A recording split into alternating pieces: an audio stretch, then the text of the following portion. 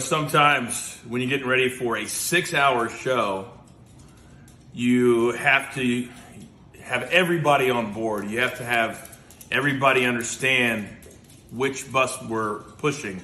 So, Kayana, my beautiful 13-year-old daughter, what bus, what team are we pushing for today? The underdogs, the Bengals. The Bengals, +4. So I'm wearing traditional orange and black eye makeup because I'm locked and I'm loaded and I'm ready. And they're winning. Let's go. Nah, Rams are winning. Yes, they are. Yeah, the Rams. And that, my good friends, is how you properly get ready with your family for Super Bowl Sunday. What's good? Welcome in to your daily sports betting brand of record. This, of course, is The Early Edge. We are powered, as always, by the almighty SportsLine, the best value in all of sports betting, and it's not even close. We told you 2 weeks ago, how would we fill the time to the Super Bowl? Well, if you've been following us on social media, you saw me and the maestro out here in Los Angeles. You saw AB and Mikey in Nashville just having fun, which is what it's supposed to be. But now we get very, very serious, which where the eye black comes in. +4, not even going to need it. We're going to be here for the next 2 hours. I've got all my stars standing by. Then at 6:30 Eastern tonight, the first ever Early Edge watch party. We're going to cash our tickets in real time with all of you at home. And for a lucky few of you, you'll get to come live onto the show and talk a little trash, make a pick, whatever you want to do, but make sure you have those notifications on. So if you get a note from the jeweler, you're locked and loaded and ready to go. So let's bring in the stars of the show for the first half of our live preview. You've been seeing them all week. You've been seeing them all year. They are our NFL team at the Early Edge. Let's start with our man. He is everything NFL for SportsLine. RJ White, happy Super Bowl Sunday to you, sir. Happy Super Bowl Sunday. Wish it was on better terms for my Bills, and I'm sure you wish the same for your Chiefs. But, you've been there plenty, and I just wanted to get one for my Bills. But if it couldn't be the Bills, I'm glad it's a team like the Bengals in it. I think that the Rams are going to win this game, but I will definitely be rooting for the Bengals. I love long-suffering franchises. I'm a fan of several teams that have been long-suffering, so love it when one of those get a win. So let's go Bengals for everything except for the actual wallet. No doubt about that. We've seen so many good videos and stories of people in Cincinnati, around Cincinnati, that have never tasted what they potentially could taste tonight. 1988? 1988? That might be the last time AB really won an athletic competition, because Mikey, you were all kinds of nails. I loved it today. So let's go first and foremost live from Nashville, Tennessee. Clearly the penthouse level. M Squared, what's good? Not much, Coach. Good afternoon. Good to see everybody. Can't wait for this. Love RJ getting the little dagger in about the Chiefs not being here. But all jokes aside, my wallet definitely wants the Rams to win this game. I like the Bengals to keep it close, but for the fans there, I would love to see them get a win. You said 1988. It reminds me and kind of feels a lot like the Royals hadn't won anything since 1985, which hadn't happened at all in my lifetime. Got to the Super Bowl, the World Series, ended up winning one. The Cincinnati team, we've all been kind of down on them all year, feels very, very similar. It's funny because when you talk about the World Series and the fact that 2016, 2017 baseball for us that are Kansas City fans, I was in tears. It had been so damn long. And that's kind of how we feel about Bengals fans today. This matters to a lot of people. It really, really does. Now, also live from Nashville, Tennessee, and he's been everywhere, literally everywhere in that stupid Coach jacket. AB, welcome to the show. Well, it's good, Coach. I'll tell you what, getting to go up in the building with other human beings, like it was nice getting out of the janitor's closet. I want to go back. Mike had access to putt-putt up there, tennis, there was a pool. Like, it was fantastic. Also, I'm fired up about this game because you've got two teams. The Rams, they have to win this game. All the pressure's on them. They've leveraged their entire draft future for this moment right here, right now. But on the other side, the Bengals have no pressure at all. So which side do you go with, right? All the pressure, no pressure. It's going to be a fantastic game of just, kind of dueling narratives here.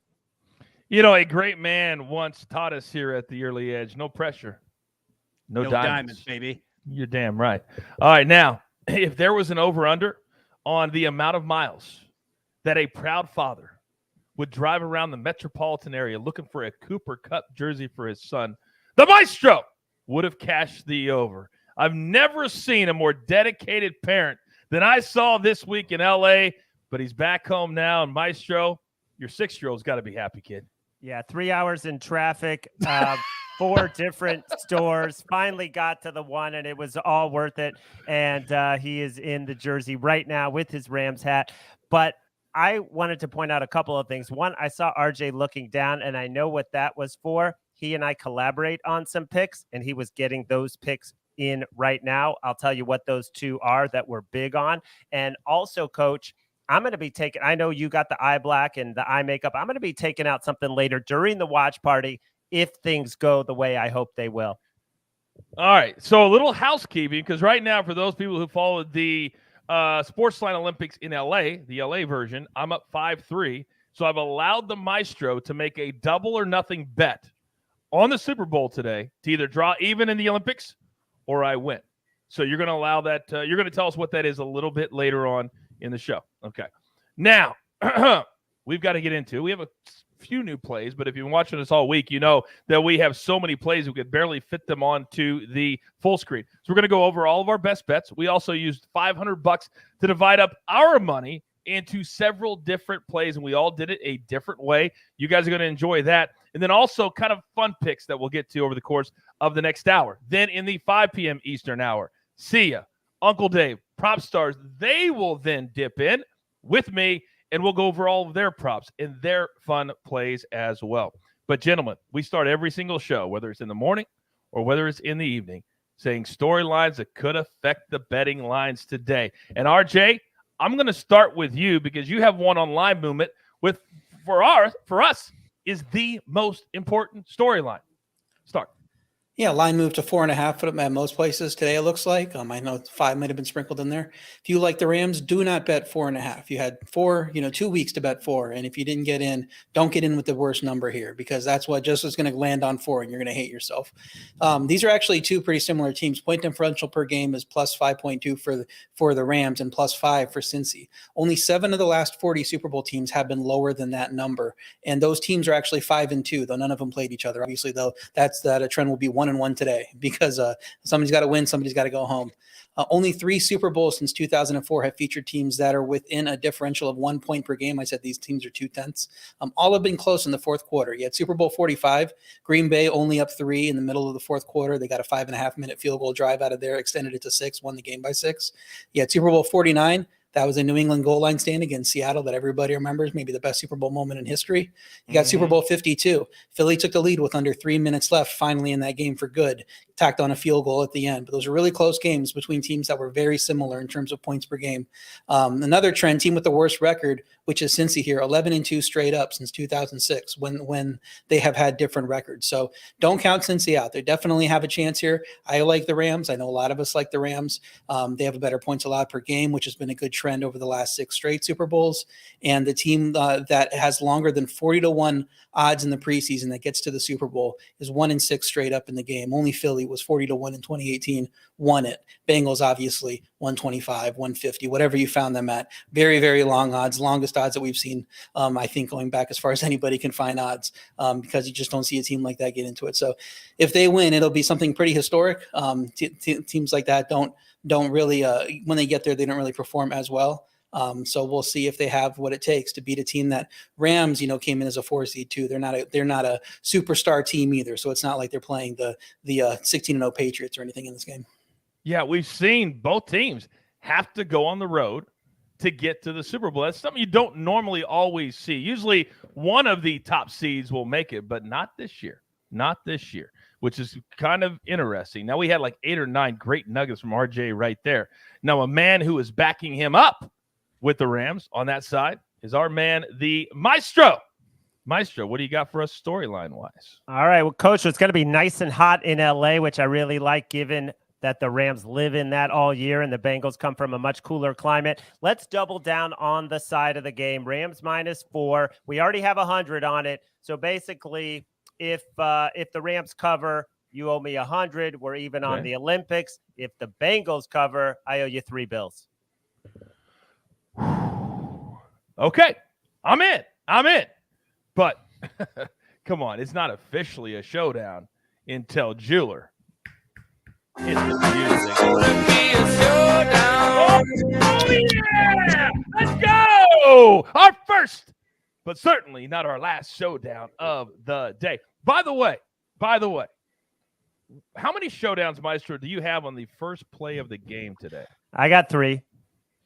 Have you told the wife how many bets you have going today? Is she watching us right now? She's not watching, but I made sure to tell her that we're way up on showdowns for the whole season in case it doesn't go well. There you go. Of course, the jeweler has it locked and loaded. He has it ready to go. There are the official showdowns we have thus far, but I'm waiting. Those guys, excuse me, Coach. Those guys all get paid plus money, 110 from me if they win. Nobody is more transparent than the Maestro. Only you would make sure to throw in the extra dime to your compadres on a showdown. Only you. All right, now, moving on. AB, you found a little Chick-fil-A nugget of the day that if we lean into it, why do we even need to watch the game? What do you got? Yeah, I know. You're right. So I'll tell you this. Not only does it help you in terms of when the game starts, but if you're at a Super Bowl party with, say, your significant others, coworkers or something, and you need something to just kind of break the ice, here's one for you. The Super Bowl coin toss winner has lost 7 straight Super Bowls. That's right. They've won the coin toss 7 in a row, deferred, and lost the game. Really? Yep. Say that again. Say that again. The Super Bowl coin toss winner has lost 7 straight Super Bowls. They've won the toss, deferred, and lost the game. So I wonder if maybe Sean McVay, Zach Taylor are watching the early edge right now, getting ready in their offices. They're like, wait a second, we better take the ball first today. If they do that, then it will be confirmed that they watched the show today, which I think is absolutely could happen. My man Pooh Bear, who may or may not be on our list to show up live on our live watch party, says it's hilarious that RJ didn't even flinch to dance. RJ, what would it take for us to get you to dance during the showdown music? Let me hit one of these 100-to-1 props on our $500 card, and I'll be dancing. Okay. Oh, we have it on video. Wait a second. I don't want you to hit that because that means you win. That means I lose. I don't want to lose just to see you dance, although it might be worth it. All right, continue to smash that like button. If you haven't subscribed to our YouTube channel, you're watching us right now, do it. It's free. Turn on the notifications. You don't get to miss any of this award-winning content coming your way. Now, we haven't even touched on the total yet, but that's why I got my man M Squared. Mikey, what do you got?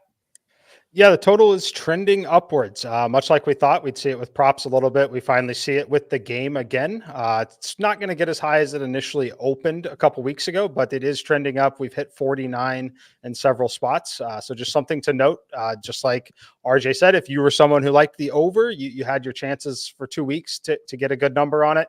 Would not take it now. However, if you lean towards the under, getting to 49, getting a push condition at 49 instead of a loss condition on a 49-point total game is a good spot for you. So if you like the under, I would grab it now.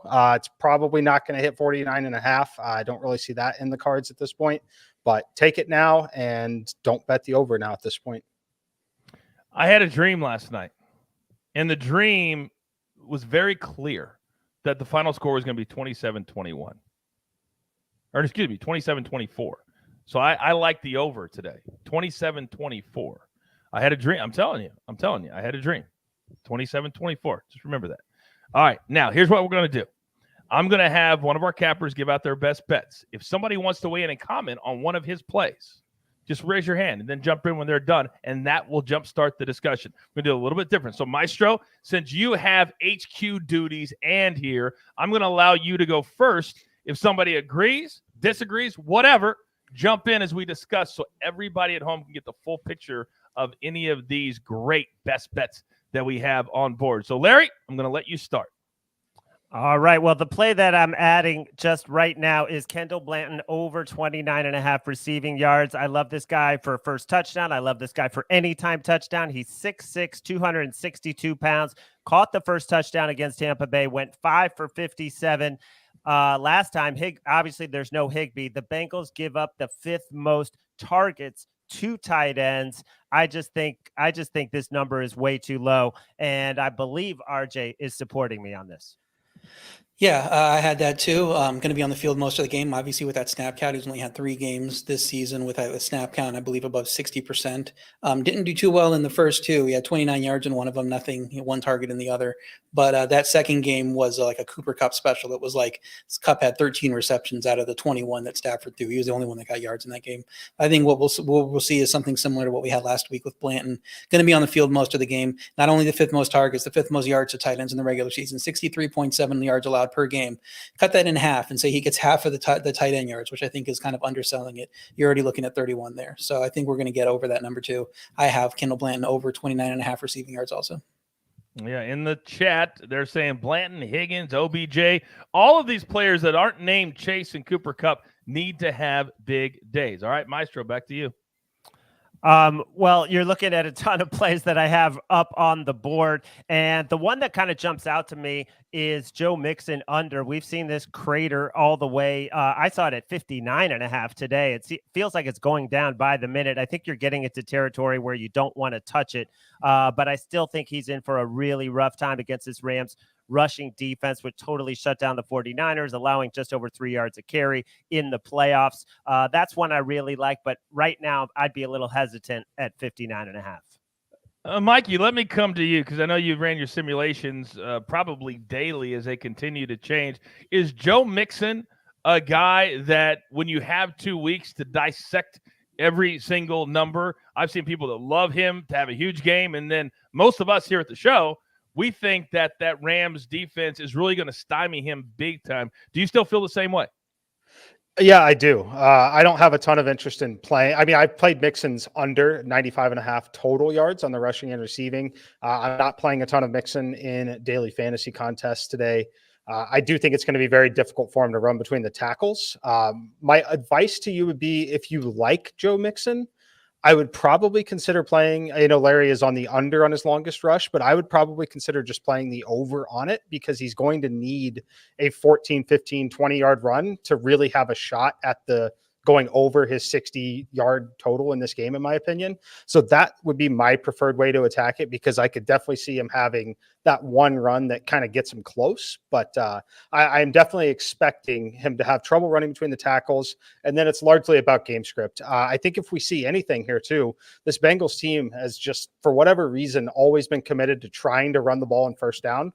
Perhaps with 2 weeks to prepare, we don't see them run on first down every single time. Hopefully they've learned a little bit if you're on the Bengals side of the game anyway.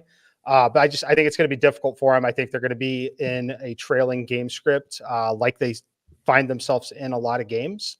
And that certainly limits his opportunity to run. So I love the under on the rushing yards. Again, my only advice would be consider the over on the longest rush if you liked his over instead of the under. Okay. Very, very good. Keep the questions coming. By the way, I'm going to get to as many questions as I can in the chat. There's over 500 different bets that you can make. AB, stand by. I've got a kicker question for you, but Maestro, I want to come back to you. In the chat, they're saying with CJ Uzomah playing, do you still feel as bullish on Samaje Perine to get some of the dump offs to cash your over 1.5 on him? Yeah, I wish Uzomah would be out, but I think Uzomah's not going to be 100%. And in the end, it really doesn't matter. The numbers are so low. I mean, I'm over 1.5 catches. I know PropStars is over 8.5 receiving yards. That's could be one catch. Again, he played 12 of the 14 third downs last game they played at Kansas City. He got more targets than Joe Mixon. He is very good in pass protection, and that's going to be a huge key today. And he's got the burst, as we've all seen. So yeah, I like over 1.5 catches. I like over 10.5 yards for Samaje Perine. Very good. AB, how do you feel about Maestro's play on Evan McPherson over 1.5 field goals? I believe it's minus 130. I believe is the juice there. Yeah, it's incredible. I mean, you look at the Bengals postseason games this year, the Raiders, the Titans, and the Chiefs. 4 field goals, 4 field goals, 4 field goals. This dude's been money. Like, we know that he's been 100%, but he's also getting the opportunities too, right? If you're getting 4, field goal opportunities per game, plus, if you're looking at it from a points perspective as well with extra points, I think he's averaging 14 total points per playoff game this postseason. So, yeah, getting it at 1.5, incredible. Love that number. All right, very good. So we've seen the Maestros. Real quick, we're trying to get to as many in the chat as possible because we're assuming that most of you have seen all of our plays because we've had them out there for 7 or 8 days. RJ, let me come to you. Stadia says Matthew Stafford to have at least 250 yards passing and 2 passing touchdowns is -125. Yeah, that number seems about fair. I don't know that I would like playing both. It seems like if one's going to lose, both going to lose. So at least you have correlation to where if you're not getting to one number, you're probably fine there. I just think it could be a little bit lower scoring game than people are expecting. So the 2 passing touchdowns are the one is the part of that I'm a little bit skeptical on. But if you want to play it, I think he's going to be MVP if they win, and those stats would suggest that. So just play his MVP at plus odds if you want to play that type of stat. I think is probably the better angle to go. That's a great angle. Jason in the chat says for a very low-scoring game, I did sprinkle McPherson as the MVP. So clearly inside your head, RJ, as some of the people into the chat. Mikey, let me come to you. They're wondering, who do we like more? Because here in the Super Bowl, there's so many more props than normally we would get to play, and you can play one player against another player. Higbee or Blanton for most yards today? I'll take Blanton. Higbee's out. I don't know if that's a typo. Or what? It might have been a typo. Yeah, it must be a typo. No wonder I was so confused. All right, so ignore that question. Ignore that question. Yeah, he's not even. He's been out since Wednesday. He's been ruled out since Wednesday or Tuesday. So you guys are trying to slip me up. You can't get past my guy. You can get past me.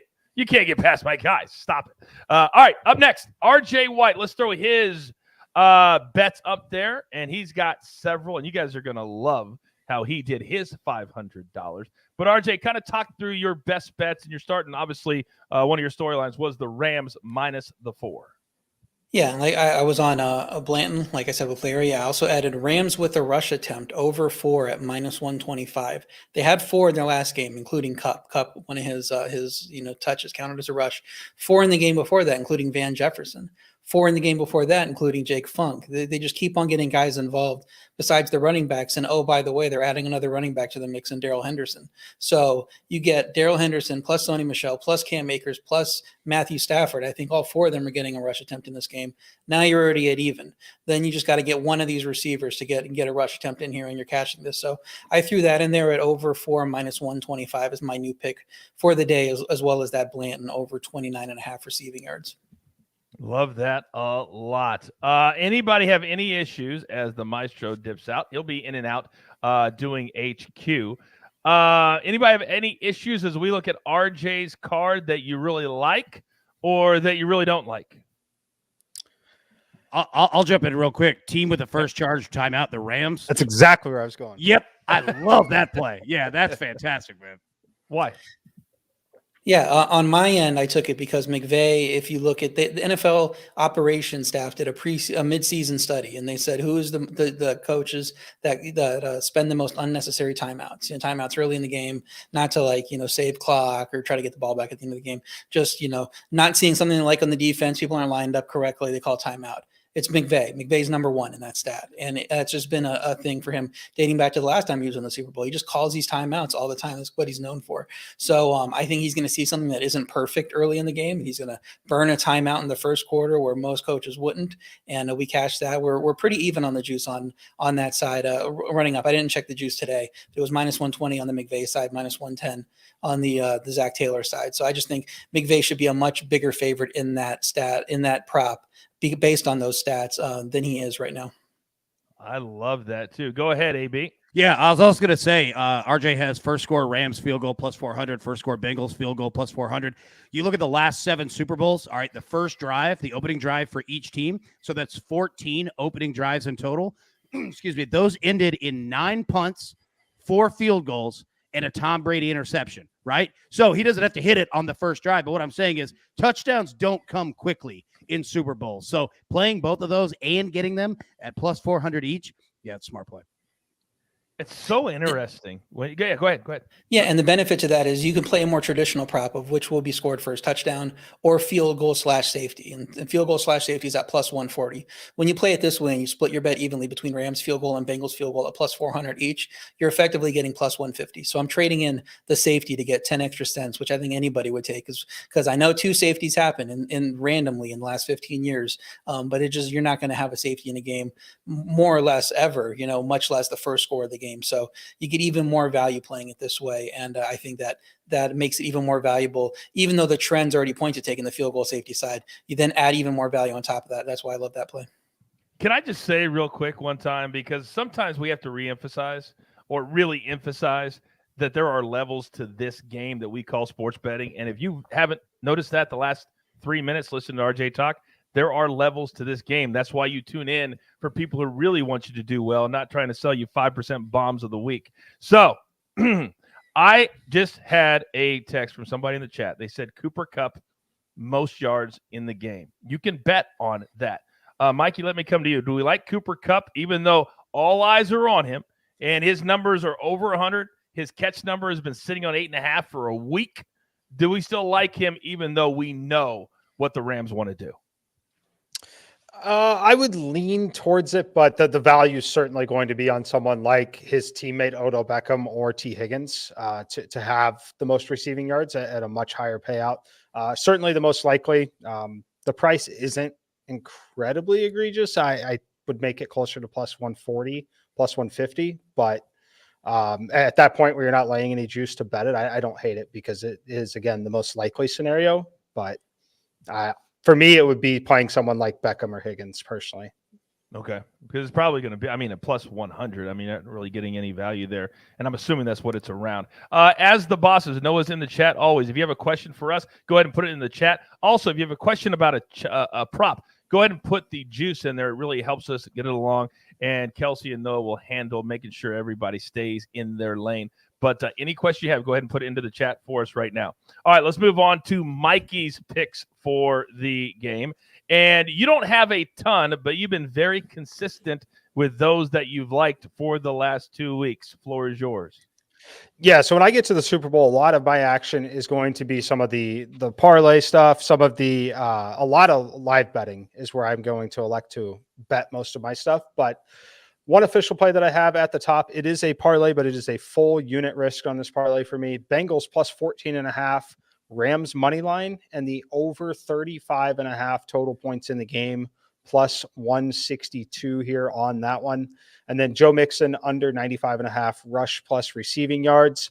Obviously, we bet this a week ago at this point. I'm not sure where the number is now. I would still play it down to 90. It's bounced around from 95 down to 90, up to 92, 93. We expect numbers to typically move up at this point and leading up to kickoff. But I do like this one all the way down to 90. I got to tell you, I stopped looking at numbers like 2 days ago because my head was just spinning, and I had so many plays, and so I had to stop looking at the numbers, Mikey, because some of them were so different. It was messing up my preparation for the show, and that's how much some of these lines have moved. So not these, but some have moved. But we told everybody 12 days ago when we did our mega Super Bowl preview, the first one. What was the one thing that we said?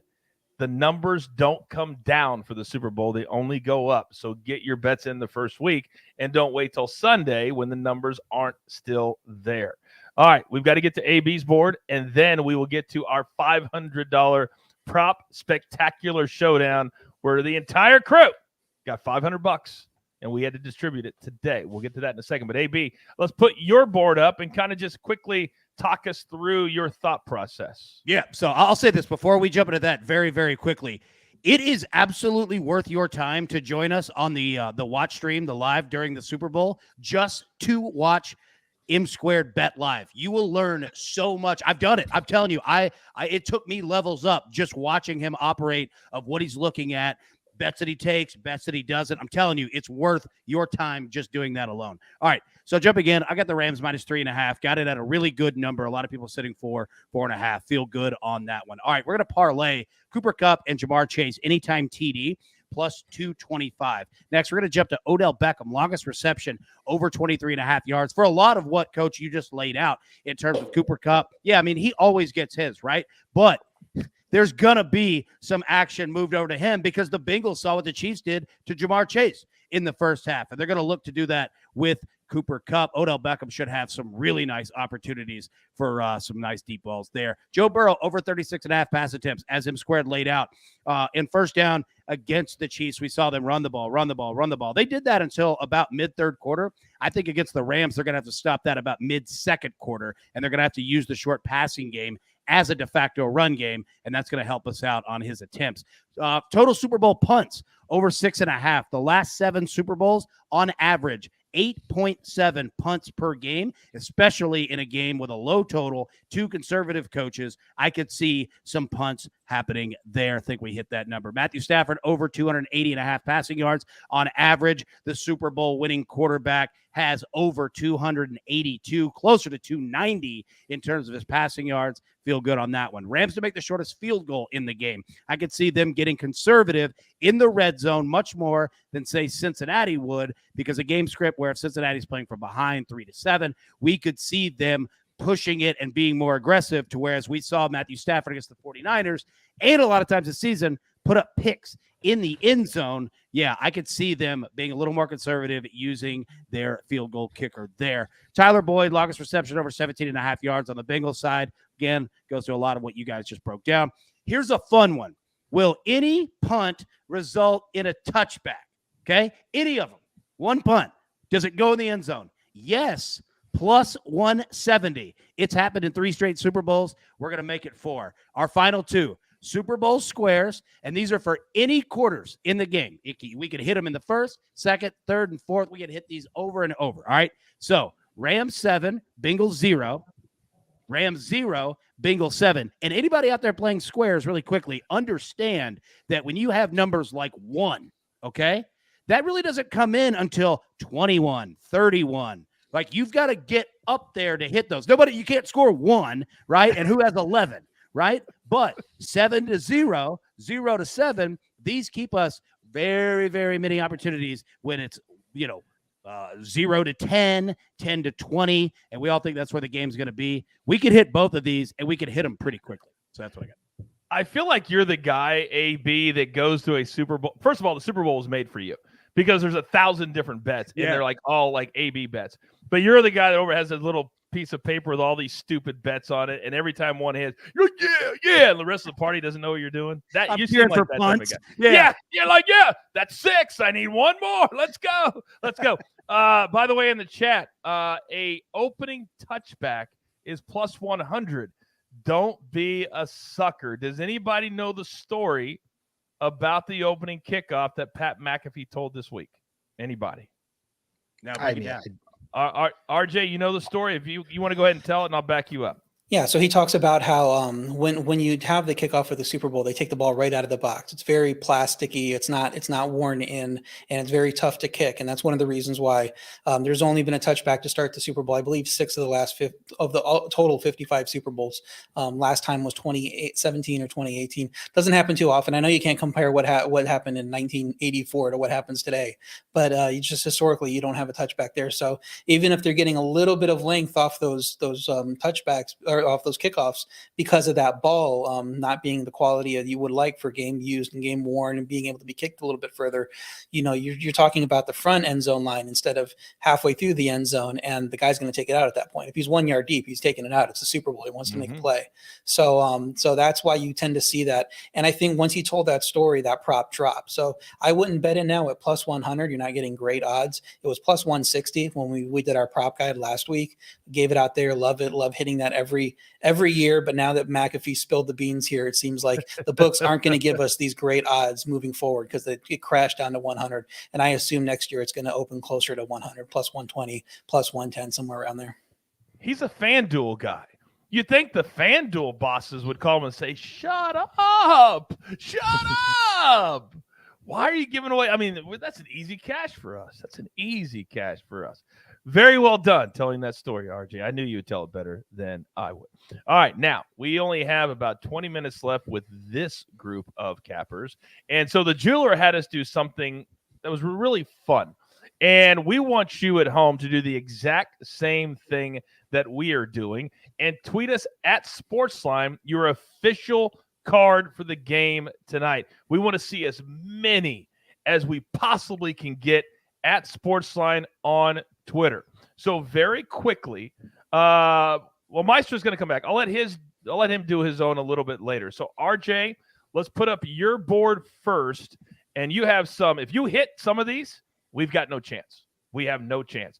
What do you have today for your $500 prop spectacular showdown against the rest of us? Yeah, so there's a little bit of contention about the rules, and could you do one bet or multiple bets? What happened is I talked to Jacob early in the process. I said, hey, this seems like you want us to do a bunch. Like the game theory aspect of it is I should just pick, the one that I'm the most confident in with the highest plus odds and just throw it all on that and maximize there. And he's like, okay, well, don't do one. You have to do more than one bet. And so I went the opposite way with it and said, okay, fine. I'm going to do a bunch of bets, have some fun with this. I'm just going to assume that I'm going to lose this. I'm going to throw some plus 60 to ones, 100 to ones in there. Have fun with it. Maybe I'll hit one and I'll go down as a legend. But as you see there, everything is plus 100 odds or worse. So all of these are 50% plays or less according to the books. But I started with Stafford going over 2.5 rush attempts, talked about how he's been running more in the playoffs, averaging 5 carries per game. He could get that with kneel downs. He could get it with sneaks, as he's been doing. He has 2 touchdowns from 1 yard in the playoffs so far, and could do it with scrambles. He scrambled a little bit too. So really like this. It's now gone up. I believe I've seen it at minus 130, minus 140 at some books. So everybody's kind of hopping on the Stafford bandwagon there, locked in at 100 plus 100 for our game. Stafford Super Bowl MVP. This is the way that if you like the Rams, you don't want to lay the points. This is how you play their money line and not have to lay the 200, because quarterbacks typically win the Super Bowl MVP if they win the game.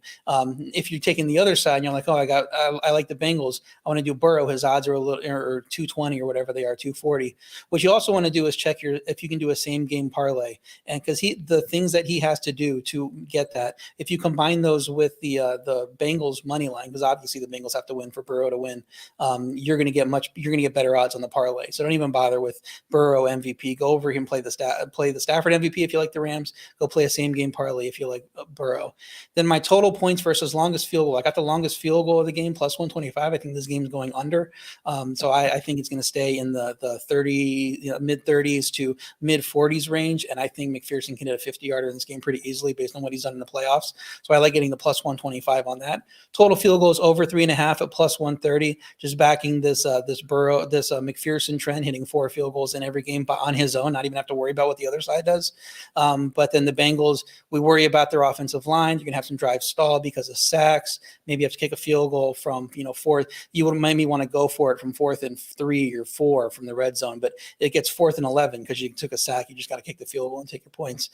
So I think we're going to get to that field goals number. And then we talked about the first score, splitting it between Rams and Bengals field goal. We think a field goal is going to come in before a touchdown, effectively getting that one at plus 150 with my bet split there. And then I threw $10 each on some long shot plays. Burrow 0 touchdowns at plus 850 in case the Rams defense just completely dominates, which is not out of the question. We've seen in 4 of the last 8 Super Bowls, one team has scored 10 points or fewer. So you go into these games, big offenses, you think there's going to be a shootout. You think of the Patriots-Eagles Super Bowl. You think of Super Bowls like that, and you're like, we're going to get a lot of points in this game. But, as often as that, we've seen some of these teams struggle. You saw it with Kansas City. You would never expect Kansas City to struggle. We saw it last year with them scoring 9 points, 3 field goals there. So I like Burrow 0 touchdowns at plus 850 in his matchup. Rams total points, took a guess on 23 there at plus 15 to 1. Get some field goal, get a missed extra point there from Matt Gay along with 1 field goal. Considering his kicking issues, I think you could get on a random number there. Sony Michel, last touchdown. We think he's going to touch the ball a lot with Akers. I know Akers was off the injury report, but they're going to mix and match. You're going to play the hot hand. And I think later in the game, they might want to rely on Michel a little more because Akers had those fumbling issues 2 games ago. So if Michel's on the field, 4th quarter, trying to ice it away, I think he could get that last touchdown at plus 18 100. Then my Bengals hedge is Hendrickson to win the MVP. If the Bengals come out and win, I think it's because the defense surprises, get a lot of takeaways. Stafford has one of those meltdown games he had back in November. And then you're going to looking at the guys, who are we going to give it to? If the Rams are also performing well defensively, you might say, oh, well, Stafford sacks, turnovers. Let's find the best Bengals defender to give it to. Hendrickson's that guy. Plus 6,000, so 60 to 1 on that pick. Then Bengals total points 12, kind of lines up with the Burrow no touchdown play. We're looking at 2 field goals, a touchdown some way, mixing 1 yard out, whatever, missing the 2-pointer late to try to get it to 14 because you have a number you're trying to chase to catch up at the end of the game. Or you could just get the McPherson 4 field goals and no touchdowns at all on the Bengals side. At 100 to 1, I thought that was missed price there. I thought that's a great long shot to play, throw $10 on, maybe walk out of here with a grand and not even have to worry about what you guys are doing because I got my grand locked up right there. You did. RJ, you just pulled something that I only thought was reserved for prop stars here on the show. Whenever the chat starts getting after you, you've arrived. You've arrived. Jason says, hey, RJ, the game is going to start before we get through all your picks. It's like a prop star speech. Jason's so funny. Or not. I don't know how Prop Stars is going to feel about that when he drops in here in about 30 minutes or so. I'll make sure and tell him, Jason. I'll make sure and tell him. I love your board, RJ. I feel so inadequate, too. A reminder, send us your board at SportsLine on Twitter. Can you beat RJ White? That's the question. You could have bragging rights for a year if you pull that off today. But you got to send it to us. You can't send it to us at 10:30 tonight. I go, hey, this was mine. No. It's got to be before the game starts.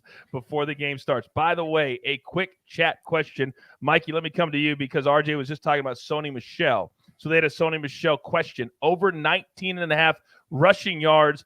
And the chat said, hey, he had 10 attempts last game. This seems like a pretty good bet. What do you say? It's one that I'm not taking the under on, that's for sure. Darrell Henderson activated. They're going to have all 3 running backs available for really basically the first time. So that's going to be very interesting to see how that works out. McVay's basically said they're going to use the hot hand, whether you trust that or not. So if I were to play it, I would still probably elect to play his longest rush over at whatever number it is. Just because I'm not 100% confident that he sees 10 touches again in this game. Okay. Very, very good. What about Burrow? RJ, I'm going to come back to you, and then I'm coming to you. AB, you got to calm down over there. RJ, Burrow, over 10.5 rush yards, which before the Kansas City game would have been blasphemous. But he showed he had some legs in the second half. Your thoughts on this one? I think it's a little too high. We know he's probably going to be scrambling a lot, with them coming after him for sacks. I don't know that he's going to get loose and get long rushes in this game. So I think I probably am not going to play it. I think it's been pushed up a little bit. I think it was 8.5 earlier in the week. I think with the numbers being that small, you have such a razor thin edge there. Maybe he tops it, but because he's not been known too much for rushing, like you said, and he'll come through in the clutch sometimes. I wouldn't be looking to play that over at this point. I think if you wanted to play it earlier when you can get a better number, but it's been juiced up a little bit for me.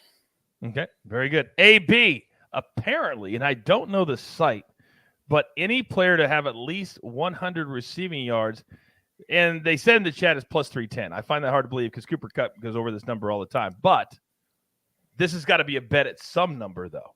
That's the price for no. They're wanting to bet no, that there will not be someone with 100 yards. Yeah. Thank you. It had to be that, because then the opposite side is going to be probably what, minus. Do you have that pulled up, Mikey, or do you know what that is? I believe it was like minus. Huge variance between the books, between minus 450 and minus 500-600. I'm not going to lie. Any receiver. I'm not going to lie. If that was yes, I was about to leave the show right now and run to the ATM. And we're just throwing everything that we can get. Yeah. That's why you can tell how hesitant I was. I was like, wait a second, this is going to be the right number. What are your thoughts on the no at plus 310? That not a single player has 100 yards? Correct. 100 receiving yards, yeah. 100 receiving yards. Well, let's be honest. I don't think that any running back in this game is going to have 100 yards on the ground, right? Like, it's going to come in the air. Your worries are Cooper Kupp and Jamar Chase can get pretty close in one catch. Odell Beckham can do that as well. Nah, I'm not touching it, man. There's too much risk there. There's too many guys that can bust him. I agree. I agree with that a lot. All right, I'm going to skip mine because I can do mine with the boys in the second hour. We need to get to yours, and then we got to get to the VJM before you guys skedaddle, take a little bit of a break, and then come back for the watch party at 6:30 p.m. Eastern time. So, AB, you have 3 big picks on your board for the $500. You're up next. Yeah, my board is more of a simpleton play here. I didn't put too much together. I want to keep it simple, keep it easy. All right, so first off, we're going to go with Odell Beckham, longest reception, over 23.5 yards. We're going to throw 200 on that. Next, we're going to go with the Rams to make the shortest field goal. Again, I believe that this is going to be a concept to where the Rams probably play a little bit more conservative in the red zone, knowing that the risk is greater for them and also that they'll probably have more opportunities to get down there. Last one, we're going to play over 6.5 total punts in the game. We're going to put 100 on that. So, again, it's a really simple card. And let me also say really quickly that I saw in the chat that our man Edward Gale said he put a $500 on AB eating an entire tray of Chick-fil-A nuggets at minus 150. Edward, he didn't apologize. First off, don't apologize because that's a good bet. 2, for the watch party, I just had 50 nuggets delivered to my house, no lie, for a competition that the jeweler will announce later on. But that is my card, and tune into the watch party. We'll have some nugget fun. Oh, somebody's going to be paying off some bets in very creative ways on the watch party today. He's not lying. There are 50 nuggets coming to the janitor's closet here. I wonder if can the DoorDash guy find the? We know Chief knows where the janitor's closet is, but Can the DoorDash guy find the janitor's closet? I don't know. Well, let me say this: he better, or we're going to be fighting over a broom there in the lobby. Sorry, Mike. Guys, we've got some breaking news. Some very serious breaking news for our show. Okay. Not for the Super Bowl. Well, it's about the Super Bowl, but this is serious for our show. Okay. Dan in the chat says, Coach, I know you know the KTLA news out here in Los Angeles. Hard hitting, back breaking, always getting to the bottom of a very important story. Apparently, guys, they had the girl that's singing the national anthem on the news, and they asked her about the length of the national anthem. She says, I'm supposed to be at 130.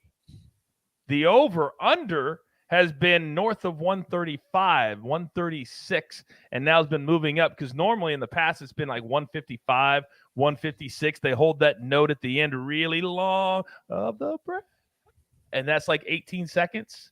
Apparently, that she's supposed to keep it at 130. So, gentlemen, does that change your picks that we have coming up for the length of the national anthem? Anybody? Nope. No! You still think it's going to go over. Why, RJ? It just, how are you going to speed through that? She had like, 120 at the recording that she did for the, at the Capitol, at the West Mall that they do. And she got invited to that. It's typically live. They couldn't have it live because of the pandemic. So she had to pre-record it. They put the music backing in after. You could tell that, it was just matching her because she wasn't quite on it. So I think she was just going off, singing a cappella. You do that, fine. You can hit it in 120. But you got to, pace yourself to the live music. You got to worry about getting ahead before, behind that. Listen to when that comes in. I think you have those resets that take a couple seconds between verses. So you make sure everybody kind of regroups, keeps on going. So you're not screwing that up. 130 just seems very, and why? Like, why do you need to get it at 130 instead of 150 with 2 minutes? We got to save that 30 seconds for a game that's going to take 4 hours anyway. So I just think there's no reason to do that. They're gonna do what they're gonna do, and I think it still gets to the 140, 150 range. Look at that breakdown by RJ. AB, what do you got? Yeah, I wanted to say on top of that, amazing breakdown from RJ there. And in the chat, our man Dan nailed it right there. What you focus on are the Jets, and you pay attention to the timing of when they left the base in California, that airspace, because it's timed right there at the end. That's how you nail this bet. So, AB, if all of us had an air traffic controller computer, we could do that. But how do we know when they take off from the base? Go to flightradar24.com. Why am I not surprised that you knew exactly how to find out when those stupid... I've tracked a lot of coaching hires. Oh, my. I didn't even know you could do that. Yep. I didn't even know you could do that. Wow. My man Ben says, these are factors I would have never considered. What do we say all the time? Educate, entertain, educate. It doesn't always have to be on Cooper Kupp over 8.5 catches. It can be on the national anthem. That's okay. That's okay. It can be on heads and tails. It can be on rock, paper, scissors. It can be on anything. By the way, that was incredible sudden death by you two in rock, paper, scissors. I mean, that was drama from the word go. I just want to give a quick shout out to the good people of New York. Congratulations on your Jets being mentioned at the Super Bowl stream. Was it over a half? Like, it was like an interception bet, like over a half on whether or not they'd be mentioned in any pre-show today. And I think it was juiced like minus, or it was plus 280 that they would not. We lost that bet. Okay, so we've done AB's board. We've done RJ's board.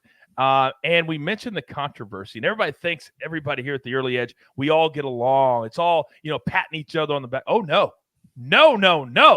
We had some anger. We had some emotion. We had some discord. Sorry, that's Mikey's channel. We did not have this Discord channel. I'm messing around. Mikey, what do you got? Yeah, I did get the RJ White finger wag when I tried to just put it all on one play. It was glorious. So we've got 4 of them here. First one, it's a little bit of an extension of my official play that I have a full unit on, but it's Bengals plus 14.5, Rams money line, over 35.5 total points in the game. T. Higgins, 40-plus receiving yards, and Cooper Kupp, 60-plus receiving yards. Plus 247 is the odds. I put 300 on that to win 741. Exact total sacks in the game, I'm going with only 2. It's a very low number, which is why we're getting plus 600 on it. I put $50 here to win 300. Look, there's going to be a lot of pressure on the quarterbacks, especially on Joe Burrow. I think he's going to scramble. I think he's going to be very quick to get rid of the football here. I think there are ultimately only going to be 2 sacks in the game. At this price point, it was the best value. Next play. First quarter to end in a tie. It can be 0-0, 3-3, 7-7. I like the tie at the end of the first quarter at plus 400.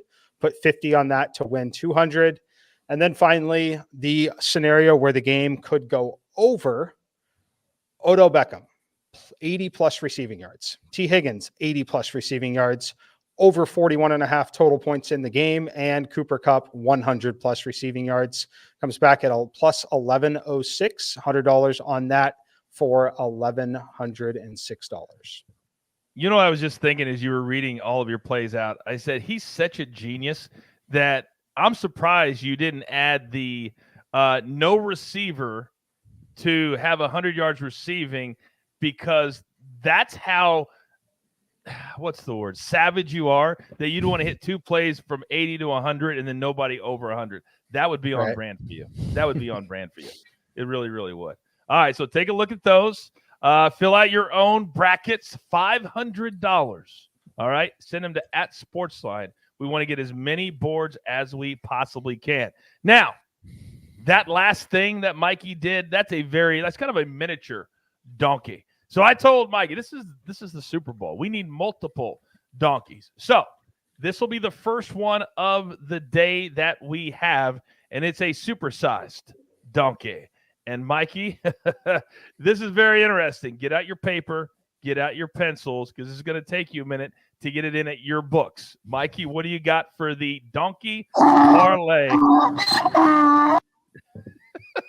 I've got 3 super donkeys. This is the shortest of the 3, so that's why this one is getting shared here. Otherwise, I'd be on a very long dissertation here. All right, Bengals plus 14.5 alternate spread.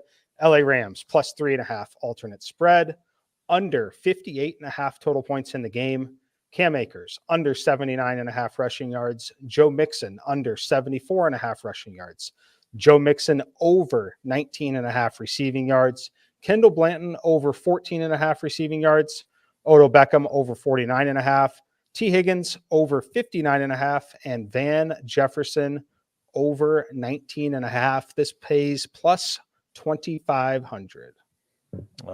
It just feels right that Van Jefferson is part of your donkey. He's been such an important part of the show this entire year, and for him to show up in the Super Bowl, well, some things are just meant to be. So we'll leave that up there for a couple extra seconds. Take a screenshot if you want. you still have well over an hour to get this play in.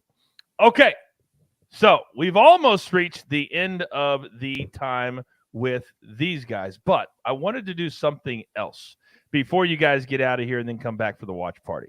We wanted to do some rapid fire, just some fun bets, 4 different plays on 4 different topics. All right, you guys all set? You can be like one word answer, then like a 1 or 2 sentence explanation. All right?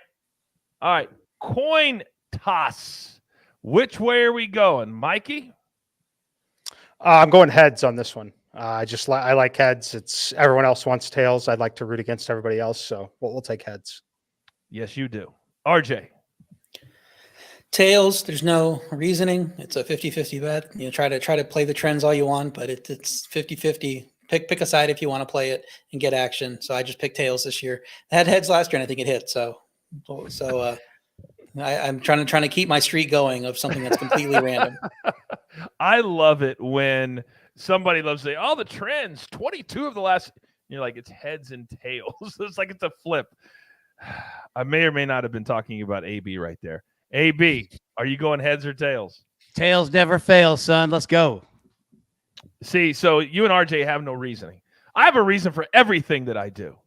And when I was doing my heads or tails event winning over the Maestros, I dominated him in Los Angeles. He didn't even know how to flip a coin. He was using his index finger to flip a coin, okay? It was embarrassing, as I said while we were playing. You got to flip it with your thumb. So because of that, the winning coin flip against the Maestro was tails. So I'm going to go with tails as my pick today and have a reason. All right. Now, I just mentioned it. The national anthem. The lovely young lady who's going to be singing it apparently didn't know you're not supposed to talk about it before the game. I'm sure she's gotten a talking too. But hey, that's neither here nor there. So, Mikey, over, under, and the number we're using is 1 minute and 35 seconds. I like the over, and I love the report that just came out about potentially trending towards the under because you're supposed to. And all I have to battle that little argument is how many times have you told Jay Smoot to keep it tight on an argument given a play? It doesn't matter. The airtime is valuable. We're going to squeeze as much as we can out of it. When you're there performing the national anthem, those seconds are, probably 50K a second. So I think that this thing's going over here. Let me be very clear. Everybody thinks I'm the mean one to Jay Smoot. They think I'm the big brother. It's that guy right there in the Bass Pro Shop hat. It all comes from a place of love, but it is true. It is very, very true. All right, RJ, 1 minute, 35 seconds. Talk to me. Yeah, over. The performance I mentioned that happened last year was 1 minute 25. I think that's what was the large reason that they set the line where they did. She also had a performance at the Country Radio Seminar in 2015 that went about 131, 132, somewhere around there. So those are like the 2 clips that everybody was analyzing. But so I already talked about the first one. The second one, the 2015 one, she's saying that live, wasn't pre-taped or anything. So you can say, okay, that's a little bit more on point. Maybe it will be around that number. She also did that a cappella. There was no backing music. And she did it for a crowd of however many people there were rather than hundreds of millions. So, I mean, completely different, playing it with the music. You got to have the music in consideration. I think you throw both of those performances completely out when you talk about the pace of how she sings, and you really just compare it over what's happened on Super Bowls lately. And it's just every time it sails well over this number. Sometimes gets over 2 minutes, but it's almost always, over 147, 150. So I think we're getting a great number here. Just play it over. I agree with you. Pooh Bear says his sports book has it 147. Reed says his is 1 minute 42. So it seems like a lot of books understand it's always been like 150 to 155. Like historically, it's always been that. I would love to go back and watch what Whitney Houston's was when she's saying it's not close, the best national anthem in the history of the Super Bowl. Not close. AB, over, under. You know how much you're paid to sing the national anthem or perform halftime at the Super Bowl? 0. You're exactly right, Coach. You nailed that. So the value is in taking as much time as possible because those seconds are valuable. Always play the over. Do you know how I know that, AB? How? See, you probably did a little research. Can I guess? Yeah, RJ, how do you think I know? Did they ask you to sing it once, and when they told you they won't pay you, you said no? You're the best follow on Twitter. I tell people that all the time. No, they have not. However, I do happen to have a few celebrity friends out there, and we were sitting around at a big party, and we were all arguing on whether or not they get paid. And then a story came out that Dr. Dre was going to be paying for part of this to make it a bigger halftime show. Like, wait a second, why is he paying out of his own pocket? So I texted Darius Rucker on the spot, and I said, do you get paid to sing the national anthem or halftime? Less than 30 seconds later, no, nobody does. It's the opportunity. It is the notoriety. And if you get asked to be the halftime show, that means you probably already made tens of millions of dollars, like Eminem, like Snoop Dogg, like Dr. Dre. Everybody on the iPod of RJ White would not be eligible to get paid doing the halftime of the Super Bowl. But yeah, sometimes you just text your famous friends. And right now, Darius is like, I don't know, Coach. I've never met him. Don't know him. I'm going to go over as well. There is no part of me, as Mikey always says, I am not playing the under. It'll only be the over. So they've laid out all those reasons. I don't need to go into it. All right, this is a very important one, gentlemen. The color of the Gatorade bath on the winning coach. Mikey, what do you think it's going to be? I think it'll be blue. I really think McVay likes to drink the blue Gatorade, the Rams blue. Like, it just makes a lot of sense. So I'm taking blue. RJ. Okay, so I read an article. I'm gonna go into another spiel on theathletic.com, and it seems like they talked to like some Gatorade source who has knowledge of what happens here. And apparently there are 3 coolers, and one is picked at random. So there's no reason to try to draw a correlation of teams and what they've done in the past. I mean, it's just a random thing. So you look at what has been the Gatorade color in the last several Super Bowls. Blue and orange come up a lot, and then yellow green was one of them. So by deduction, I think those are the 3 colors they just throw out there. And whatever your book is, just take whatever the longest odds are. At the book I was looking at, blue was the longest odds at plus 400, so that's what I'm on. Very, very interesting. I knew you would have a reason. By the way, all of the writers at The Athletic, I hope that they're working on their on-camera presence, because they need to also be a part of a video show, or that's going to go away. Athletic, call us. If you're good at sports betting, we might have a spot for you. But stop writing all the time, because RJ's reading all your articles. Okay. AB, what's that face? What is that face for right now? The face is the answer to this question. If you look at Gatorade and their advertising and marketing plans of what they're doing right now, is that they're going back to the original cans. You're going to see them in the original cans made at the University of Florida, Gatorade, right? Which the color was only one, yellow, green, plus 350. That's your answer. Amateurs. Every last one of you. Amateurs. AB, you just laid it out for us. Where is Gatorade made? Gainesville, Florida, the University of Florida. Okay, what's the main color of the Florida Gators? Orange and blue. Well, I'll go with orange. So then what's the main color of the Bengals? Orange. Oh, so why wouldn't it be if, as I've learned from you guys, the game script is what it is? And I think the Bengals are going to win. It's going to be Tiger Orange, baby. And that's coming in at plus 300. This is so easy. Damn Athletic. What are you talking about, RJ?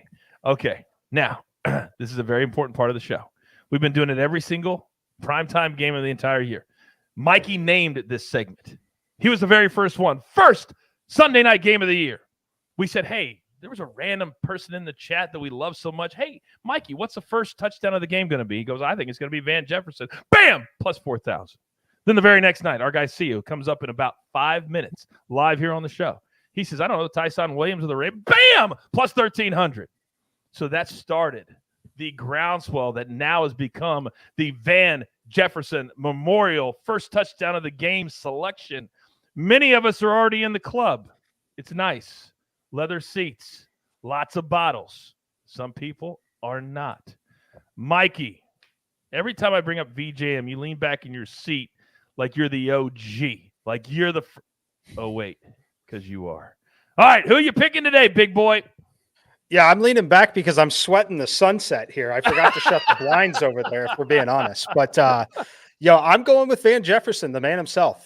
Plus 1,800. The days of plus 4,000 are long gone on Mr. Van Jefferson. Love him in this spot, though. Higbee being out, the attention clearly going to be on Cooper Kupp, Odell Beckham. I like Van Jefferson. I think he's healthy in this game. He scores the first touchdown.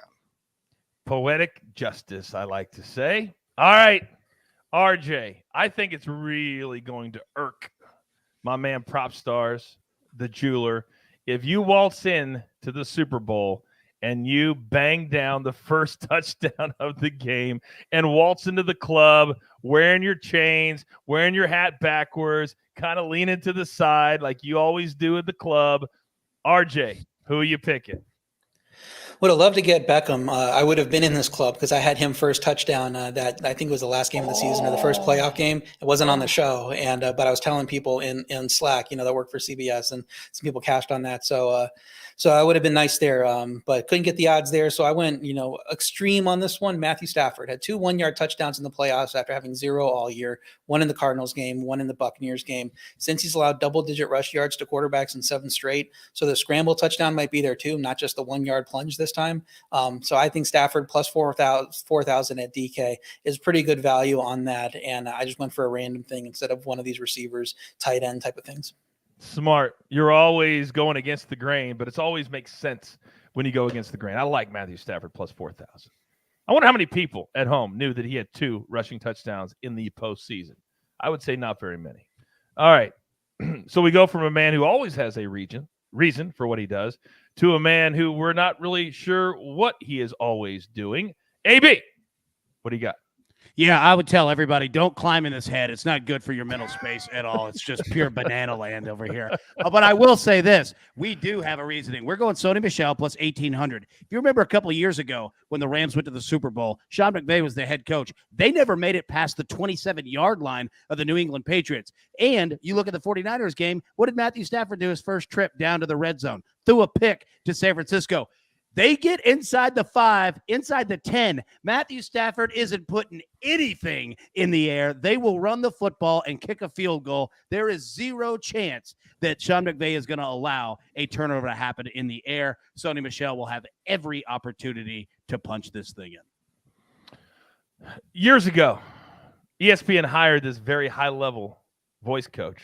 I ate him up, but couldn't meet with him enough.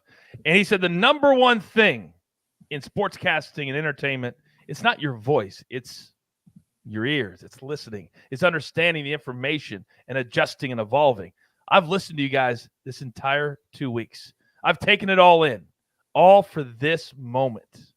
Because if the Super Bowl winner is going to be the team that did not win the coin flip, and the Rams are going to defer to the Bengals, which means who's going to have the ball first?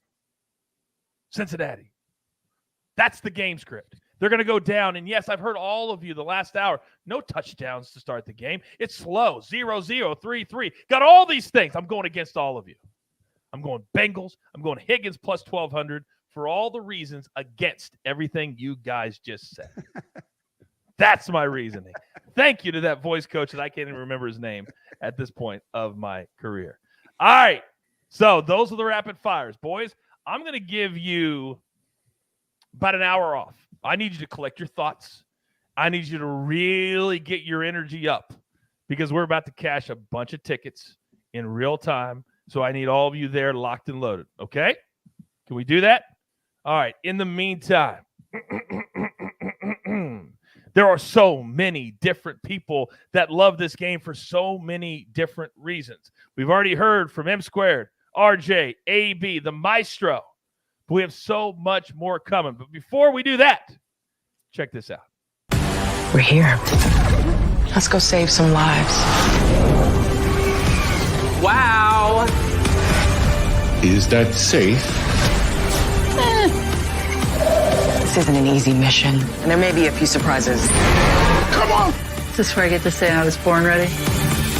I'm gonna figure this thing out, whatever it takes. It's gonna be close. We do our best work when it's close.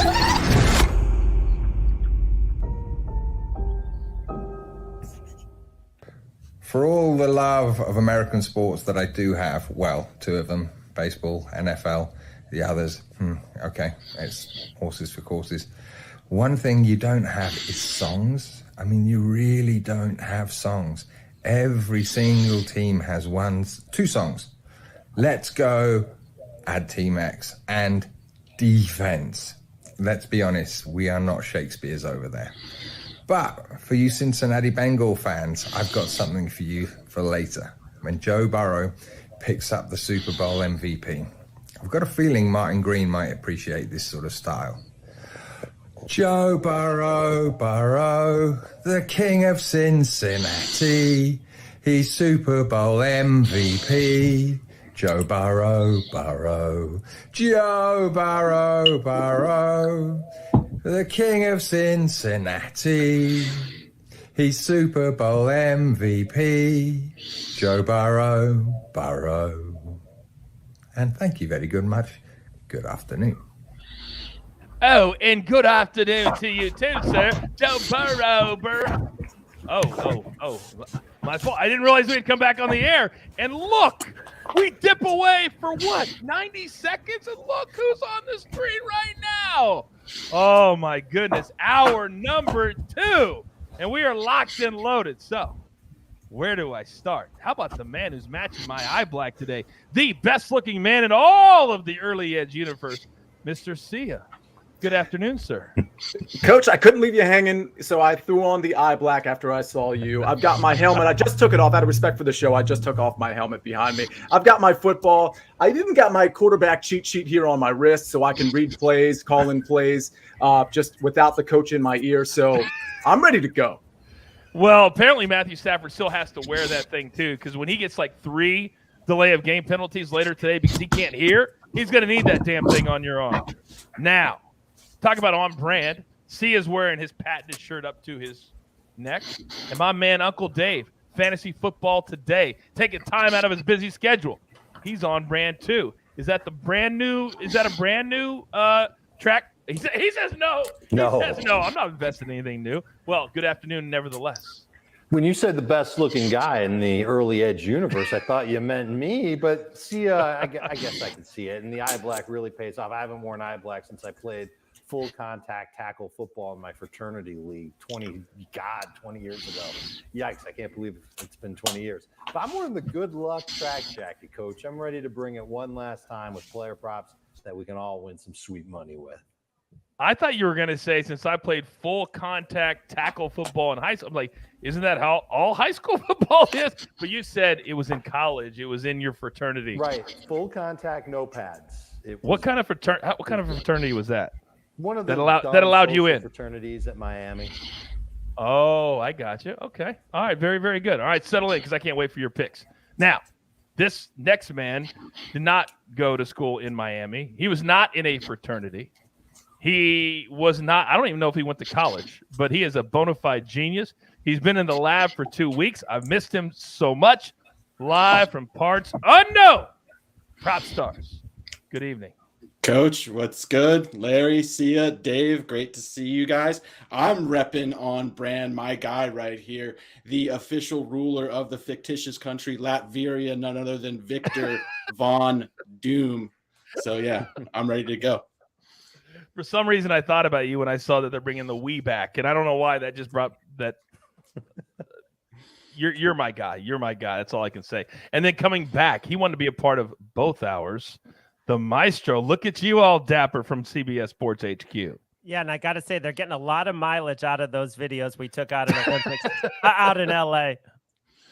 Did any of the other three of you see any of the stuff that me and the Maestro did in LA? Hold on. It was. Oh yeah. Fantastic. The shot was great. You guys were having a blast. You guys did the whole Olympics thing on top of it. That was hysterical. Absolutely loved it. You guys crushed it. Larry's form flipping coins is amongst the very greatest I've ever seen. That is something that should be in the annals of history of all time. Oh, trust me, that will never be forgotten. That will never be forgotten. I didn't even know what he was doing. I've never seen somebody flip a coin with their index finger before. Never seen that before. Did the coin actually rotate more than 360 degrees? It looked like it just was tossed or flung up into the air. This is actually a true story. And on my kids, there were two guys sitting outside when we were getting ready to do it. I said, hey, to make it fair, I said to one of the guys, I said, would you mind flipping it for us? So he comes over, he's getting ready to do it, and then he sees the camera. He goes, whoa, whoa, whoa, whoa, whoa, whoa, whoa. He goes, you guys are filming this? We said, yes. He goes, no, I can't do it. I can't do it. I said, what do you mean? Like 2 seconds ago, you could. He goes, I'm here cheating on my wife, and I can't have anybody see me on video. Wow. And I started laughing. I thought he was kidding. Dead serious. Was he not, Maestro? Yeah, he didn't crack a smile. No. That's incredible. He just revealed that to you guys just right out in the open.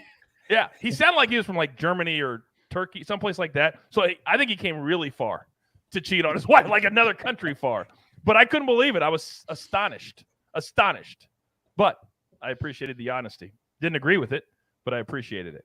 All right, we've got a brand new audience that joined us top of the hour. It's about almost 5:20 Eastern time. The game starts a little bit over an hour from right now. So, gentlemen, we have a lot of your picks we've got to get to because there are a lot of people out there very, very interested in them.